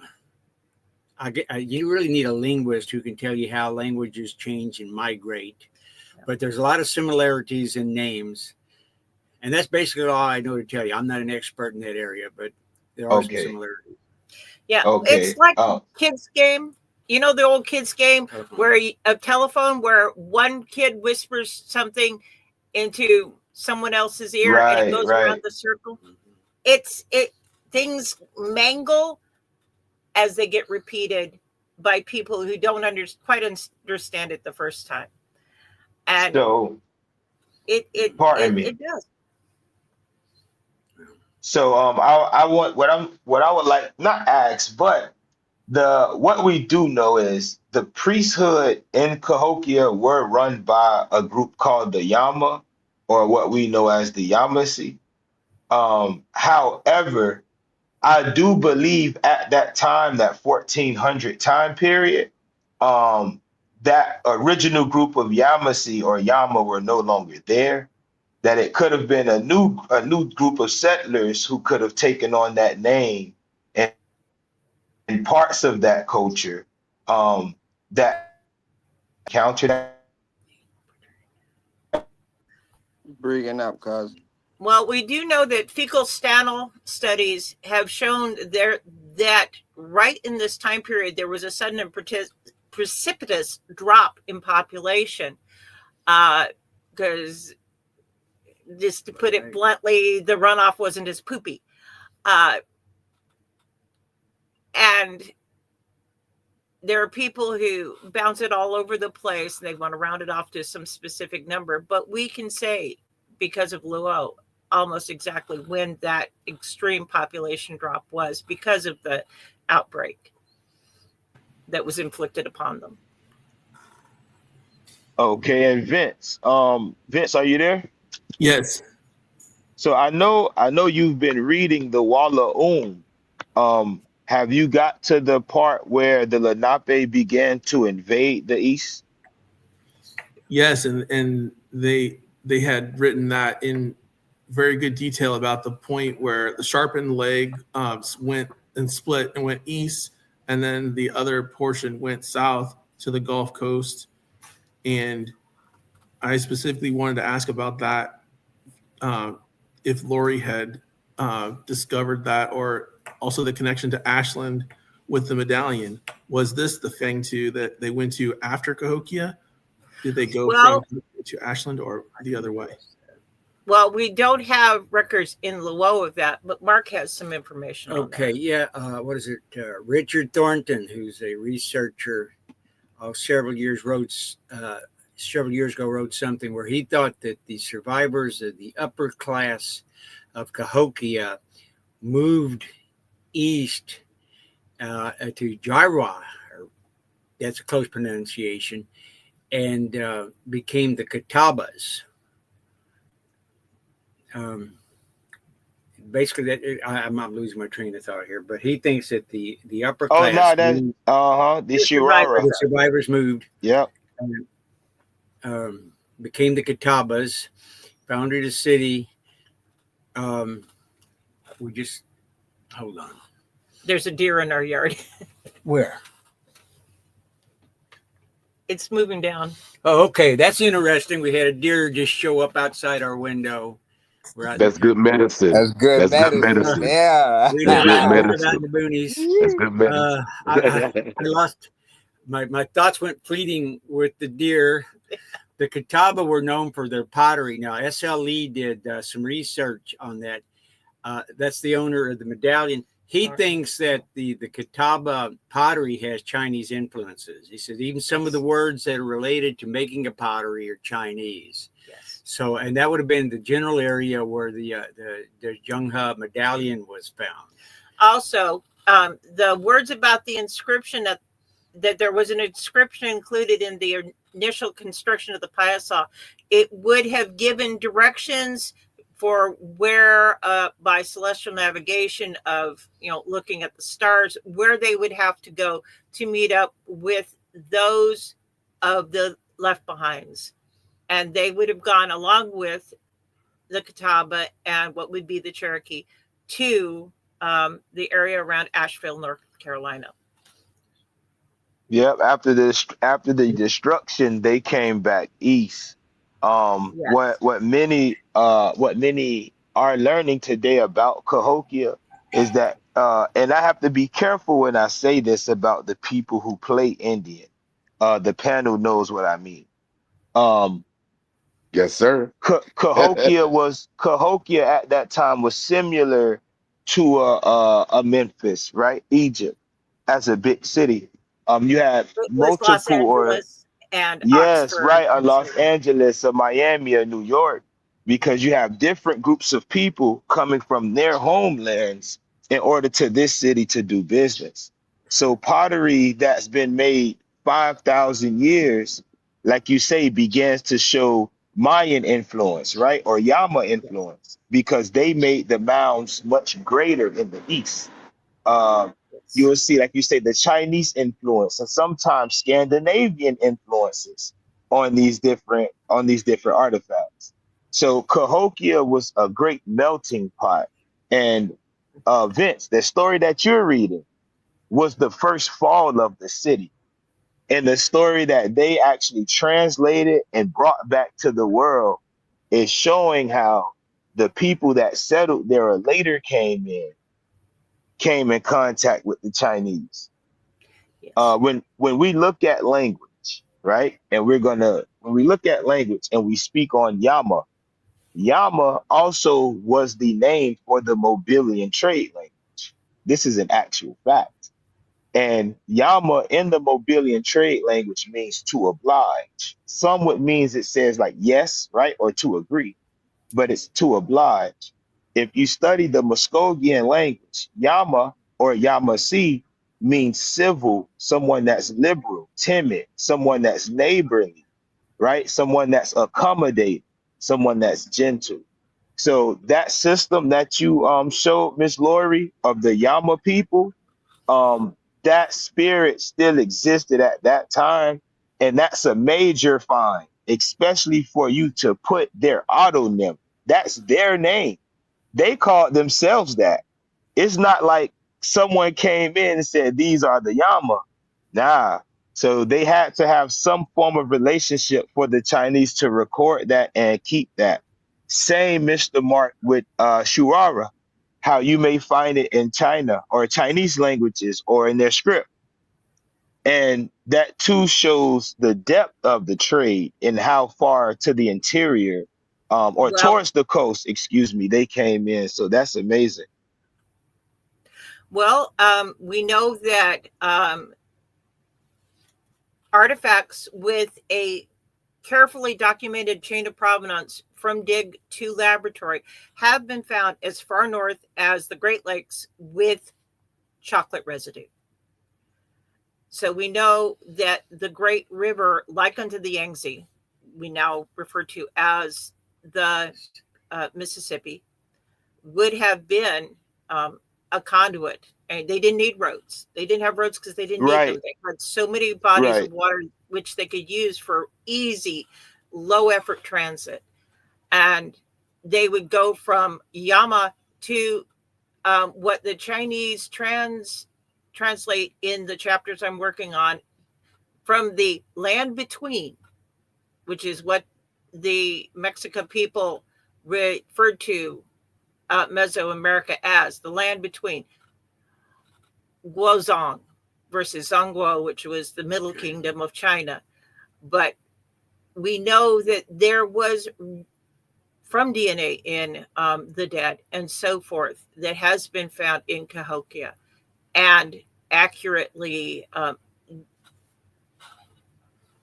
examined and defined, that so many of the people there were not local. And it, like I said, it was that hub. It was that New York City, that Los Angeles, that Miami of its time, at Oxford, where people went to learn and to study and so on. And when it was knocked out, the day after was a very pale shadow of what had Oh, been before. definitely. Uh, I was it about 2 years ago? Um, I shocked someone with the story because there are still stories that families that carry that story, or those that deal in that realm. So again, knowing that the waterways or the connected waterways were like the roads today or the highways, and knowing the history of it, there's nothing that you have to guess about. You're completely on point. When those people, or those the so-called Maya, when they did leave or take what they called the white path, the first thing they did when coming over the Gulf, across the Gulf, and they were walking, we're talking about the original, they took the Mississippi on up, right? But then you also have another group that left the Yucatan in ships, and those became known as the Mikasuki today. Um, so at that time period, them bringing more maids is what began to create that Mississippian era. So I definitely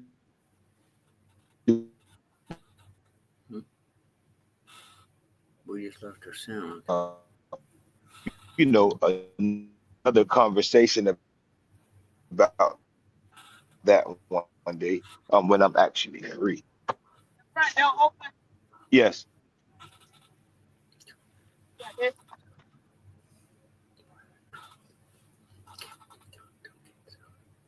Yeah, we lost the sound for a minute there.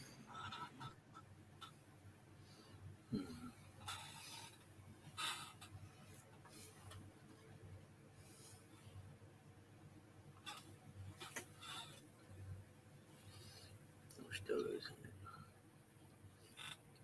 That's where these things usually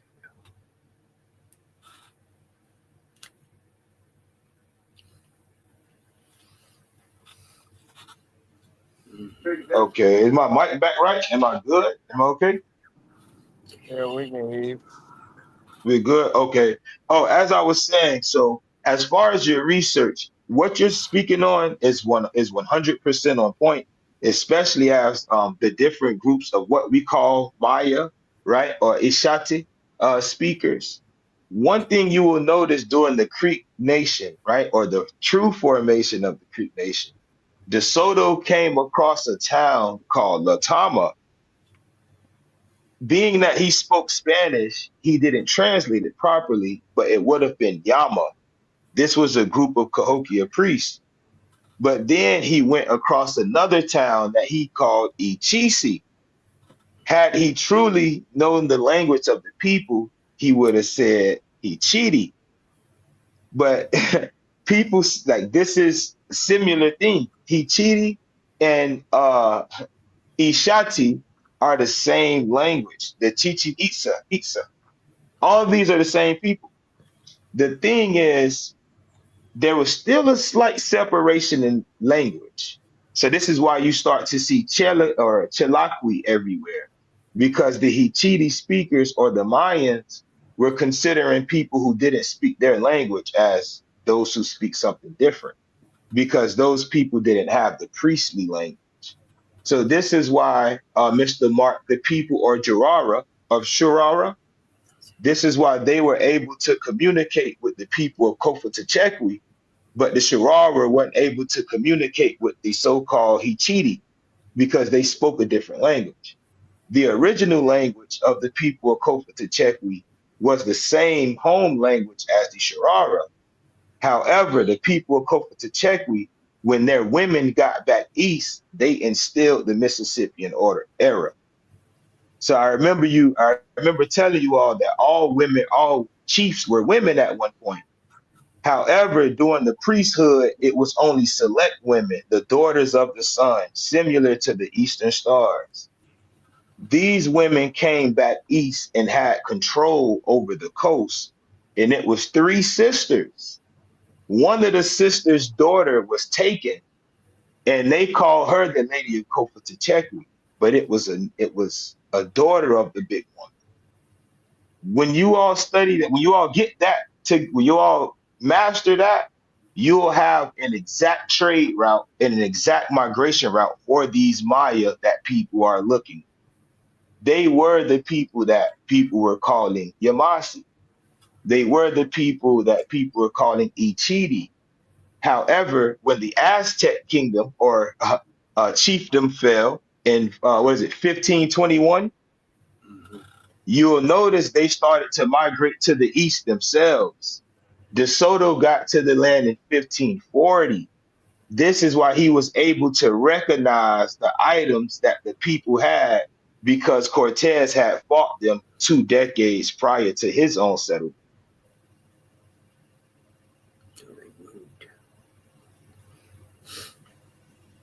So Migration that's under another societal pressure. tie-in. Yes, ma'am. Exactly.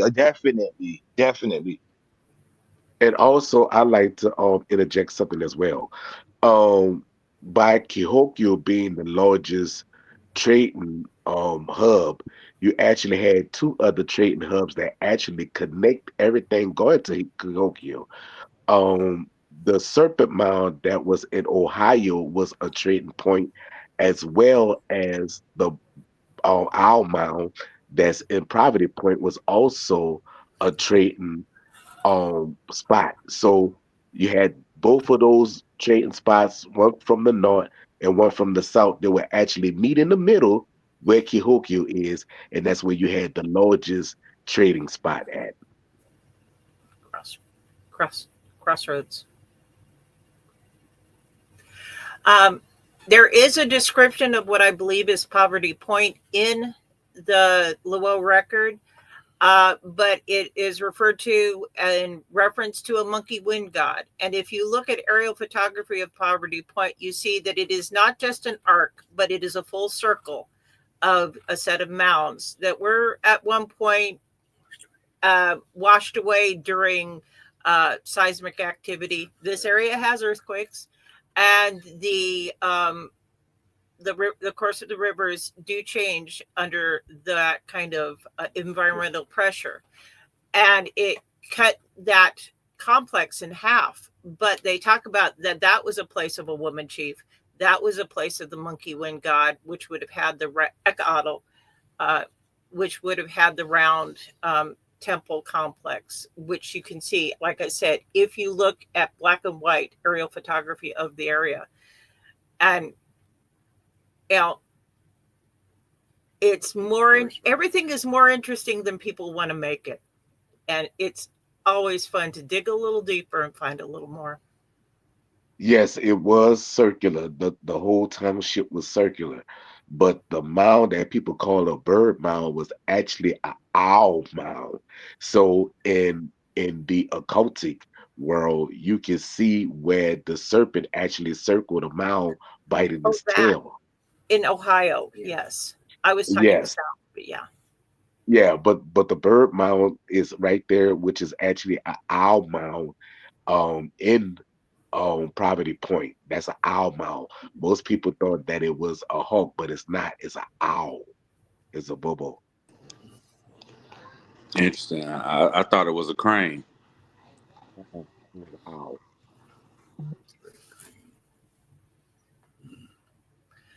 All I know is that it's a bird that I don't want to mess with. And a matter of fact, Hmm. when I went there in 2010, I actually activated the mound, and that's how I found out that it was an owl mound. And so, because we had Juneteenth out there, and that was also a part of the land dealing with the Washita. So that's how I also know. And dealing with that, as I did the ceremony on the mound, that's when it came to me. And actually, when the mound was actually being done, mounds. I was supposed to come out at night, but actually, this mound came out. I mean, this owl came out in the daytime, and I was like, "Wow, an owl in the daytime. That's very unique." When when the when the ancestors send us, bird visitations is freaky. It's reassuring many times. For me, it's eagles. But if it was the scary critters, it would be intimidating in a whole different fashion. Oh, and also at that same time, I was telling my cousins and them when we was actually riding on the train and we was going around the complex, and I told my cousins and them, I say in 2011 they're gonna do an excavation, and they go find out that one of the mounds is actually a crematorium mounds. And sure enough, when I said that, they came back the following year. We went, and it was like, oh yes, we did an excavation on Mound B, and we come to find out that Mound B is a crematorium mound. And everybody looked at me and said, "Pop, you knew that shit." I was like, you just gotta be in tune.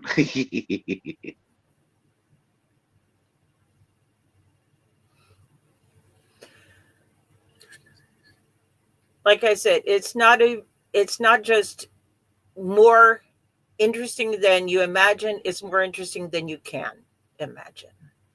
It's it is glorious, terrifying, and indescribable. And then another thing was so funny is that with Cahokia being the center trademark and the bird mound and the serpent mound being hubs, you actually get to see um when they had the archaeologists that came from St. Paul, Minnesota, Morehouse, Morehead actually. It was Morehead University from out of Minnesota, and it was doing the excavation, it was digging, and they actually found things or relics that actually came from up north that actually came down south when they went through Cahokia. And everybody was like, man, that was a central trade. I'm like, yeah. Pilgrimages, trade and pilgrimages. Yes.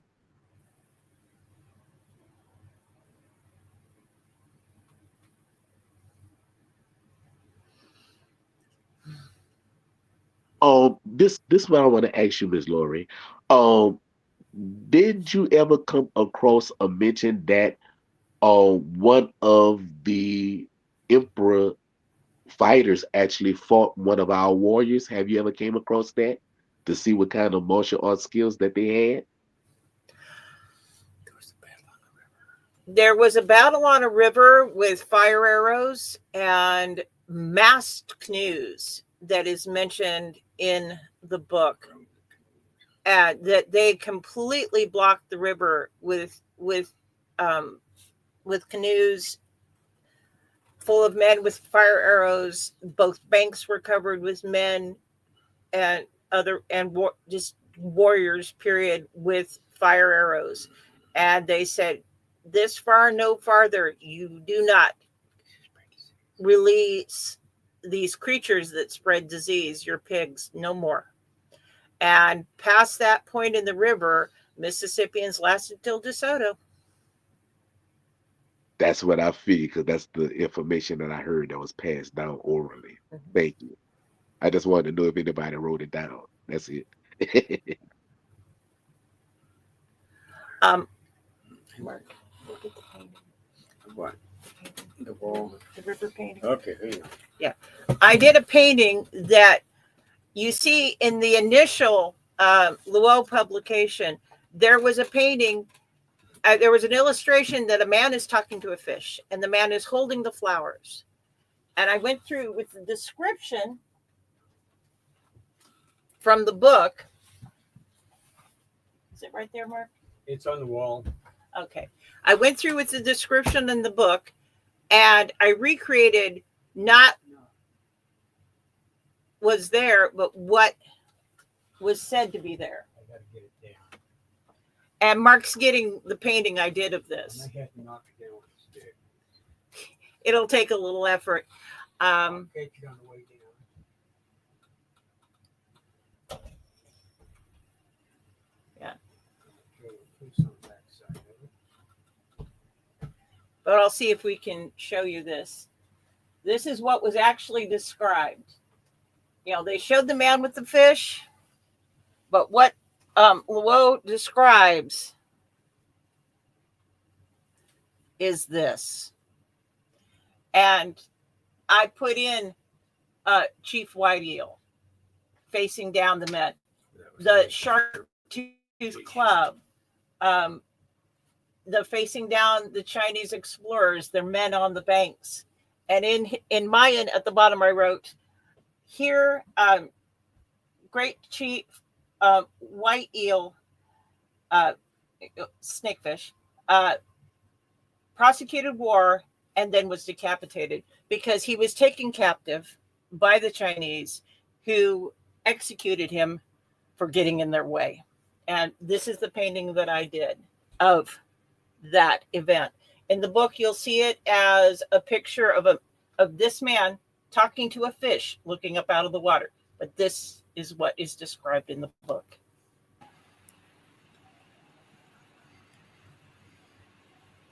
Also, I like to interject while you showing the picture as well. When they actually bought in the smallpox, What most people don't know is that the bark of the mulberry tree was actually the remedy to actually cure the smallpox. Interesting. Um, I don't know how effective it would have been, but they did everything they could. And you see the later Aztec god of the flowers, and we think it's probably a reference back to this. And he has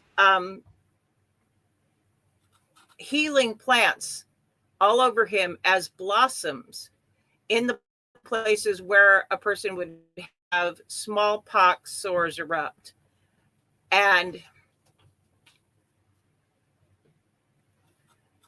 it's interesting that turns up after a gift of heavenly flowers destroyed Cahokia.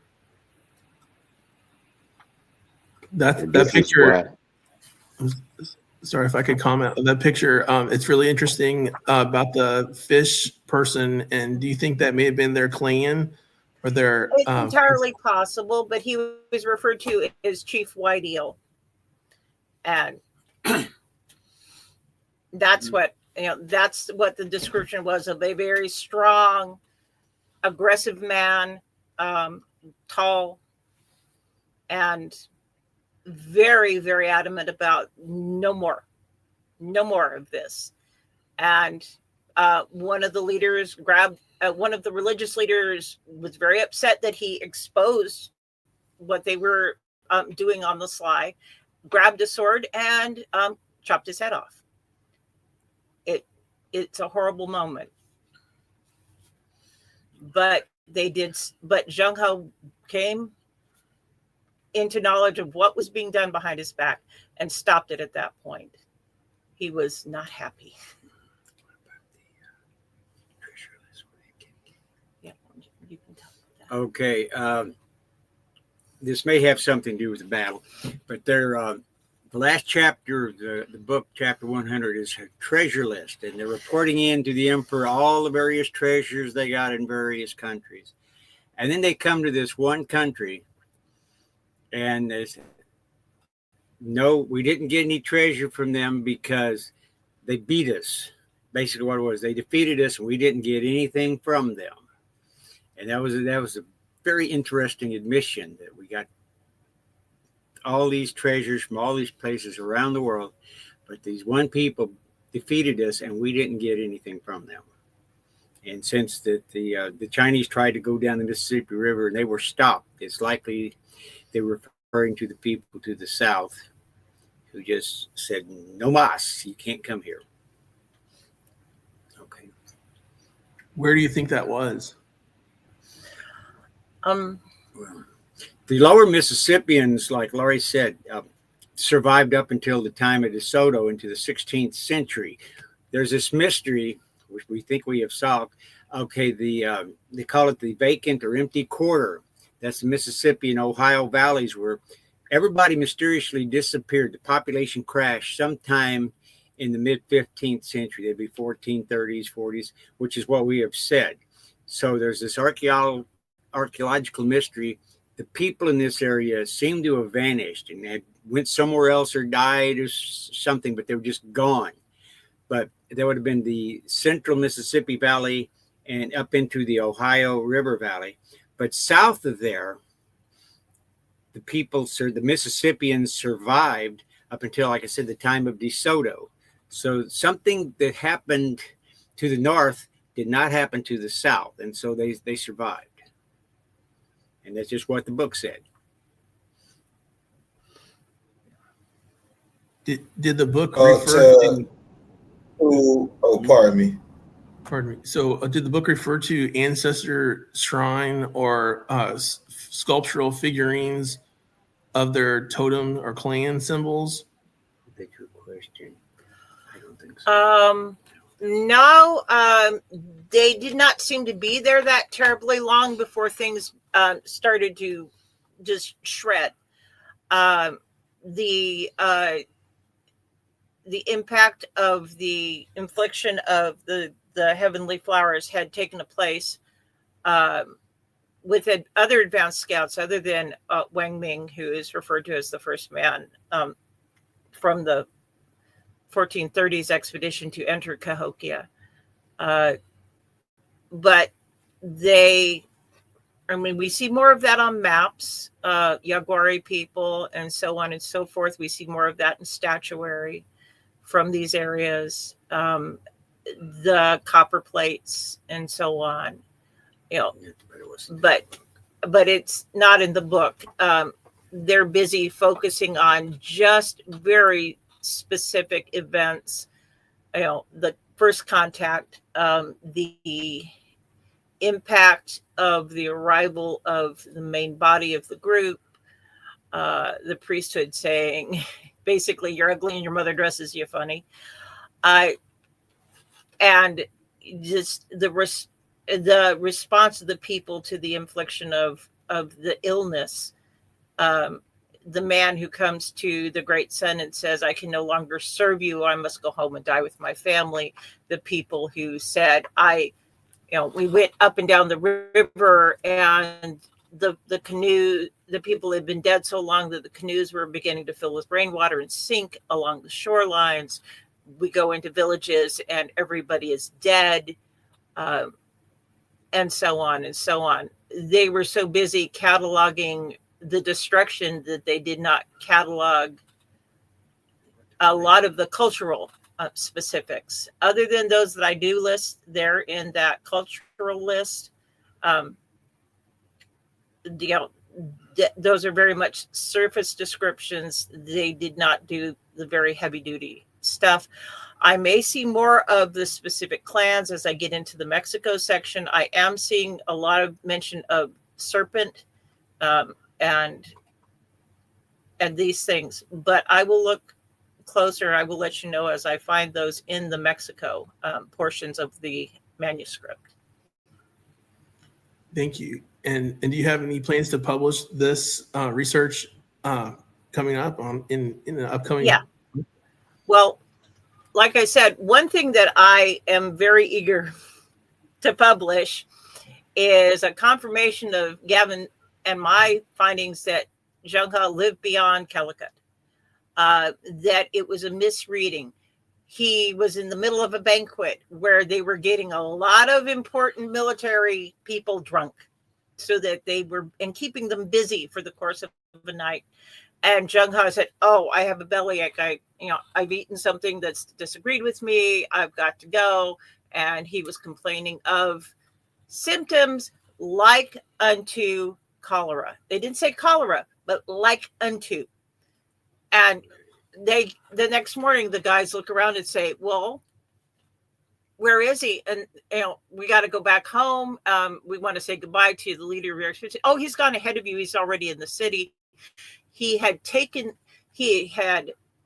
the military, the bulk of the military forces and leadership busy at a hot party full of girls and alcohol, and then had gone into the city with his forces. Zheng had the lead and taken over. And he had not died, but he had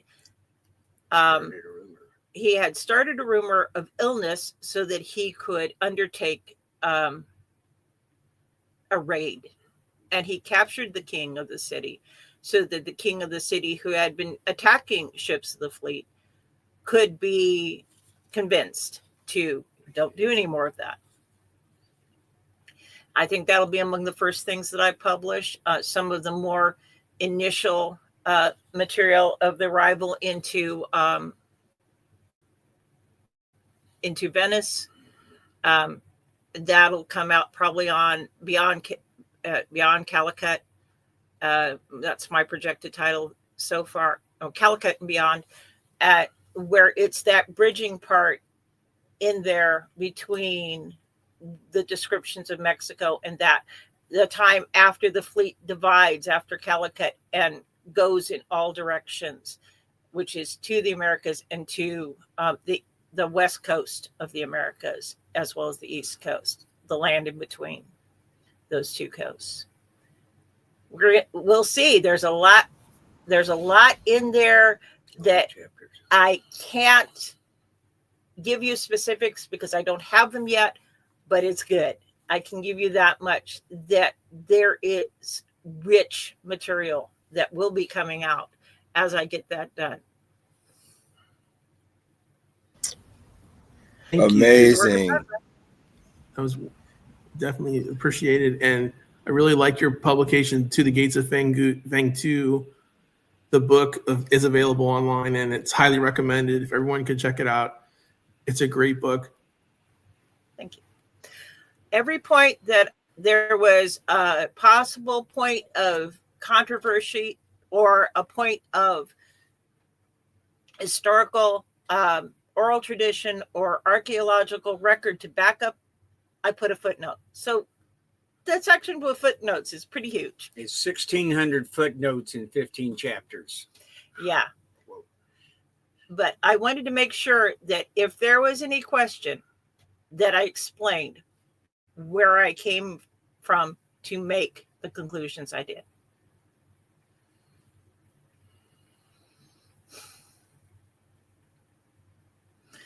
But this is my way of honoring my Osage ancestors who have lost so much. They lost their city, they lost their role in the world, and they became the buffalo hunters. And it's an opportunity to go and give back voices. And I'm going to keep doing that until I run out of voices that need to be heard. Or time, depending on how long I live. Mm-hmm. Thanks, guys. We enjoyed talking to you. Thank you. Thank you so much. Much appreciation. And in return.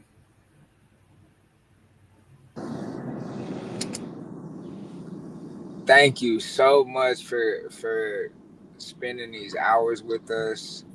Again, our condolences to your family, and all of the work that you have done. It is amazing. This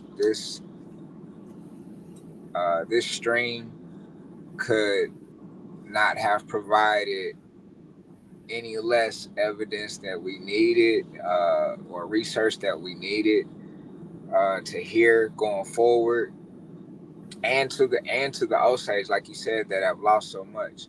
So to be able to give back to them and be heard, that's great for us to help you be a voice to your people. Well, one thing that I'm also able to give back, and I cried when I found out about our genetics, that there was a group of men who went up a very muddy river, didn't get home again. That I finally had a chance to go home on the behalf of them as a daughter of the fleet, the Chinese fleet, and be the first family member to get home in, nearly 500 years. And then to know it after the fact, I wept. And it just really, really just struck me in the heart. And they too deserve to have their voices given back, and I've had a chance to give that back and to speak in China on that, and it is great. We actually have 3 books on Amazon: To the Gates of Fengtu, Chasing Dragons: The True History of the Payasa, and my book of restorations, which is also a coloring book, Horsemen of the Ming Dynasty. And if you look in there, you'll see that the horses are very much like the Appaloosas of the Northwestern Plains. And when the expedition went up there, they took mares, stallions, and geldings. They had horses to breed more horses. And the people of the plains rode for centuries afterwards. Miss Laurie, did I hear you say Appaloosas? They're in the coloring book. They're from the original book. Yes. Chinese there. And those are restorations of the pictures in each of the chapters. And I have translated the titles, giving them specifics on showing the original that I restored and the restored version of the original. So it's all Because you there. know there was because you know there's a Opelousas, Louisiana, where you had the Opelousas Indians at also down here in Louisiana. Yeah. Those horse, the, as I said, 18 plus one out of 23 expeditionary units did not make it back to the rendezvous point at what is now Elsa, Illinois. Those horses went somewhere, and they disseminated through native populations that contacted and intermarried with the lost units that never got home. Well, So I'll tell you they're this. more I'll tell you, they're more Mongol pony genetically than they were ever Spanish horses. Spanish well, forces came right later. I'll tell you this, Miss Laurie, and Mr. Mark, the Opelousas actually came and married amongst the Bagula Indians that's down there, in the lower part of Louisiana. Cool. Like I said, enjoy the book. You'll. I have even more pictures. One of these days, I'll get around, put out a couple more of those books of restorations, and it'll be fun. I found in the trash and garbage in one spot a picture that I played dot to dot with, and I realized I had found a depiction of the two comets that were being followed. And as well as horses, as well as pictures of native peoples that were shown one way in the Luo book because they had no idea how to interpret it, and they thought it was a fairy tale, so they went crazy with it. And pictures of people that made sense and not fake. Well, I guess the saying is true. Another one's trash is another one's treasure. It's all in how you look at what you see.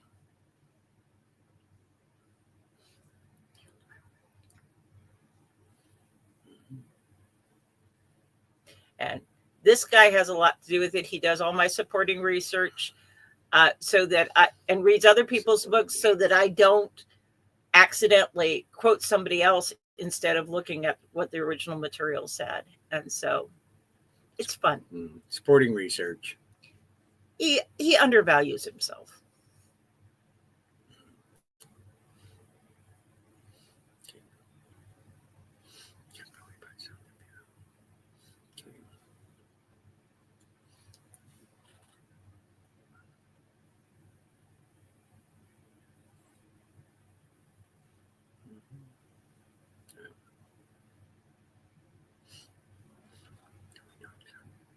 I think we're about talked out here. Are we about ready to sum up or end?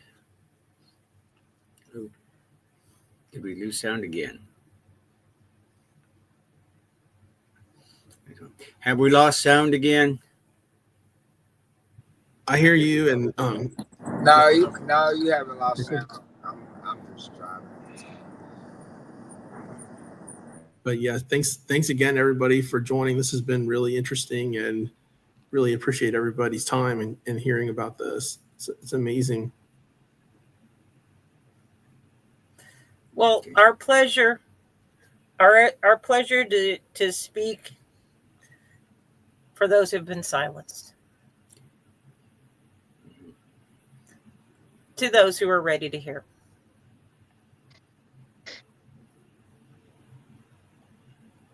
And once again, thank you, and you have our condolences. Thank you. You know, it happens to all of us. We just have to do the best that we can as we go along. So I do. Okay, is Wale still on the panel with us, or did he drop? Oh yeah, you did lose connection on the other devices. They can't hear it all.